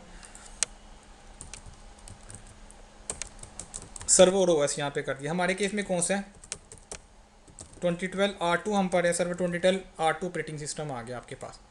वो सर्वर ऑपरेटिंग सिस्टम आपने कहाँ पे जाना है, डोमेन इन्वायरमेंट में। आप डोमेन इन्वायरमेंट में आते हैं, यहाँ पे क्या करते हैं, मैंने कहा कि डोमेन इन्वायरमेंट में जाते हैं, आपको एक्टिव डायरेक्टरी इंस्टॉल करनी पड़ेगी। आपने एक्टिव डायरेक्टरी इस मशीन के ऊपर आके क्या कर दी, इंस्टॉल कर दी। ADS मैं लिख रहा हूँ, ये ADDS। इस मशीन के ऊपर आपने एक्टिव डायरेक्टरी इंस्टॉल कर दी, कैसे की है वो आगे जाके वाले लेक्चर्स में देखेंगे। फिलहाल इस किस तरह पे एक्टिव डायरेक्टरी सर्विसेज आपने इंस्टॉल कर दी। इंस्टॉल करने से आपका नेटवर्क डोमेन इन्वायरमेंट में कन्वर्ट हो गया। अब क्वेश्चन ये है, व्हाट इज़ डोमेन कंट्रोलर। वो सर्वर ऑपरेटिंग सिस्टम जिसके ऊपर आप एक्टिव डायरेक्टरी इंस्टॉल करते हैं उसे क्या कहते हैं, DC, डोमेन कंट्रोलर। इंटरव्यू में ये भी ना शायद कोई कहे डोमेन कंट्रोलर क्या, okay what is DC, domain controller. वो सर्वर ऑपरेटिंग सिस्टम जिसके ऊपर एक्टिव डायरेक्टरी इंस्टॉल होती है उसे क्या कहते हैं, domain controller. A domain controller is a window server operating system that turns active directory domain services. Clear हो गया। वो सर्वर ऑपरेटिंग सिस्टम जिसके ऊपर एक्टिव डायरेक्टरी की सर्विसेज चल रही है उसे डोमेन कंट्रोलर कह देंगे। ऐसे ही समझ ले, डोमेन क्या बेसिकली एक लॉजिकल सिक्योर बाउंड्री है, मैंने बताया। और डोमेन कंट्रोलर क्या है, वो सर्वर जिसके ऊपर एक्टिव डायरेक्टरी चल रही है। एज्यूम करें पाकिस्तान है, पाकिस्तान के एक सिक्योर बाउंड्री है, एक बाउंड्री एक रेंज है। पाकिस्तान एक किया है, बेसिकली इसको कंसीडर करें एक डोमेन की तरह है ये। और जो पाकिस्तान को जो कंट्रोल करेगा, जो बंदा पाकिस्तान का प्राइम मिनिस्टर है, वो डोमेन कंट्रोलर है। बेसिकली डोमेन कंट्रोलर पूरी डोमेन को कंट्रोल करेगा। आपने डोमेन कंट्रोलर इंस्टॉल किया, डोमेन कंट्रोलर इंस्टॉल करते ही आपके नेटवर्क पे ये लॉजिकल बाउंड्री क्या होगी, क्रिएट हो जाएगी। ये एक्टिव डायरेक्टरी चल रही है आपके नेटवर्क में, जिस मशीन के ऊपर एक्टिव डायरेक्टरी इंस्टॉल है उसे डोमेन कंट्रोलर कहेंगे। डोमेन कंट्रोलर के एक्टिव डायरेक्टरी के इंस्टॉल करते साथ ही ये क्या आ गया आपके पास, लॉजिकल सिक्योर बाउंड्री आ गई, जिसे मैं क्या कहता हूँ, डोमेन। अब इस पूरी की पूरी डोमेन को मैंने मैनेज करना है। मैनेज करने के लिए एक चीज़ को जब मैनेज करना हो, पाकिस्तान को मैनेज करना है, आपने चलाना है इसको, उसका कोई ना कोई कंट्रोलर भी होगा, प्राइम मिनिस्टर जो पूरी की पूरी डोमेन का कंट्रोल कर रहा है। इसी तरह डोमेन कंट्रोलर क्या आपका प्राइम मिनिस्टर है, जो क्या करेगा, इस पूरी की पूरी लॉजिकल सिक्योर बाउंड्री को कंट्रोल कर रहा है। किस तरह कंट्रोल करेगा, कैसे करेगा, ये आने वाले लेक्चर्स में आगे देखना है। फिलहाल वो सर्वर ऑपरेटिंग सिस्टम जिसके ऊपर एक्टिव डायरेक्टरी चल रही है उसे डोमेन कंट्रोलर कहते हैं। डोमेन कंट्रोलर क्या है, पूरी की पूरी हमारी जो लॉजिकल सिक्योर बाउंड्री बनी है, मैंने बताया लॉजिकल कॉन्सेप्ट है, ये खुद अपने माइंड में बनाने हैं आपने। डोमेन कंट्रोलर पूरी हमारी डोमेन को कंट्रोल कर रहा होगा। और आप एक बात रखिए, जिसका प्राइम मिनिस्टर पाकिस्तान का कुछ अरसे के लिए बाहर चला जाता है तो बैकेंड पे इसके क्या होता है, इसका मतलब ये है कि कंट्री में कोई प्राइम मिनिस्टर नहीं होगा, ऐसा नहीं होता। एक एक्टिंग प्राइम मिनिस्टर होता है जो क्या करता है, अगर मेन प्राइम मिनिस्टर कंपनी का चला गया, कंपनी का सॉरी कह रहा हूँ, पाकिस्तान का चला गया, किसी कंपनी का प्राइम मिनिस्टर चला गया बाहर, तो बैकेंड पे एक एक्टिंग प्राइम मिनिस्टर होता है जो उसकी रिस्पॉन्सिबिलिटीज़ क्या कर रहा होता है, पूरी कर रहा होता है। तो आपके नेटवर्क में एक डोमेन है, एक डोमेन के अंदर ज़रूरी नहीं है एक डोमेन कंट्रोलर हो, ये आपका मेन प्राइम मिनिस्टर हो गया। इन केस के इशू आने के केस में आप यहाँ पे क्या करें, ये रेड कलर में मैं बना रहा हूँ, यहाँ पे एक और डोमेन कंट्रोलर लगा दें। एक ही डोमेन के अंदर मल्टीपल डोमेन कंट्रोलर आपके हो सकते हैं, लेकिन एक टाइम पे एक्टिंग डोमेन कंट्रोलर क्या होगा, आपका जो मेन सर्विसेज प्रोवाइड कर रहा होगा वो एक ही होगा। ये क्या करेगा, आपका बैकअप के तौर पे काम करेगा। इन केस ये पाकिस्तान का प्राइम मिनिस्टर बाहर जाता है, मर जाता है, ठीक है, तो बाहर क्या होगा, बैकएंड पे जो एक्टिंग प्राइम मिनिस्टर हो सकता है उसको एक्टिव कर दें वो, भाई अब से तुम मेन प्राइम मिनिस्टर हो। इसी तरह का ये डेड हो जाता है। तो एक हमारे नेटवर्क में एक डोमेन कंट्रोलर होगा, ये बैकअप के तौर पर बी यहाँ पे लिखा, उसका मतलब बैकअप के तौर पर है। तो ये क्या कर होगा हमारे नेटवर्क को, अब ये कंट्रोल करेगा। तो अब ये याद रखना, एक मशीन के अंदर, एक डोमेन के अंदर मल्टीपल डोमेन कंट्रोलर भी हो सकते हैं। डोमेन टू कंट्रोलर क्या है, हो सकता है इसके ऊपर भी एक्टिव डायरेक्टरी इंस्टॉल हो, इसके ऊपर भी एक्टिव डायरेक्टरी इंस्टॉल हो। हमने सारी लैब बाकायदा करके देखनी है, ये हवाई बातें नहीं, हमें ये वाला सर्वर भी लगाना है, बैकअप सर्वर भी लगाना है, फिर इसको हमने डेड करना है, हमने देखना ये सर्विसेज देता है कि नहीं। तो ऐसी को क्या चेंज करनी पड़ेगी, कोई क्या कन्फिगरेशन करनी पड़ेगी कि ये मेरा एक्टिंग प्राइम मिनिस्टर से मेन प्राइम मिनिस्टर बन जाए। ठीक है, अगर मेन प्राइम मिनिस्टर डेड हो गया, ये एक्टिंग ना है, अब ये हेड कार्ड है, यही लीड कार्ड है सब कुछ पूरी डोमेन को। तो डोमेन कंट्रोलर की क्लियर होगी ये बात आपको।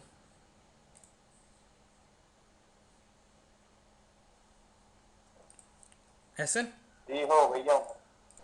ठीक है, आज के लिए इतना ही बड़ा है।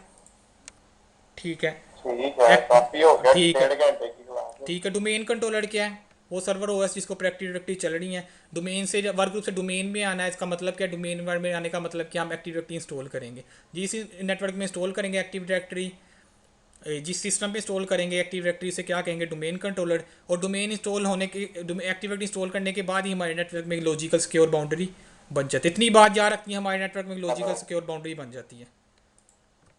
ठीक है। ठीक है, बाकी फिर करेंगे कल। ओके। और बाकी जो ये आगे टर्मिनोलॉजीज आ रही हैं, मेन टर्मिनोलॉजीज जो हैं ये मैंने बता दिए। Manage whole domain, domain controller क्या है, पूरी डोमेन को मैनेज कर रहा है। हाँ, ये तो कंट्रोल पे वो क्या होता कहते हैं, कंटेनर ऑब्जेक्ट है। क्या है, कंटेनर ऑब्जेक्ट है ना ये, फोरेस्ट वगैरह। नहीं नहीं बताता हूँ, ये वो नहीं, ये भी लॉजिकल कॉन्सेप्ट आगे जाके करेंगे स्टार्ट। फिर आज ये भी मैंने बता दी कि देर में भी मल्टीपल डोमेन कंट्रोलर, ये आ रहा है, देर में भी multiple domain controller in one या सिंगल डोमेन। सिंगल डोमेन के अंदर मल्टीपल डोमेन कंट्रोलर भी हो सकते हैं, एक प्राइमरी होगा और एक स्टैंड बाय पे होगा आपका।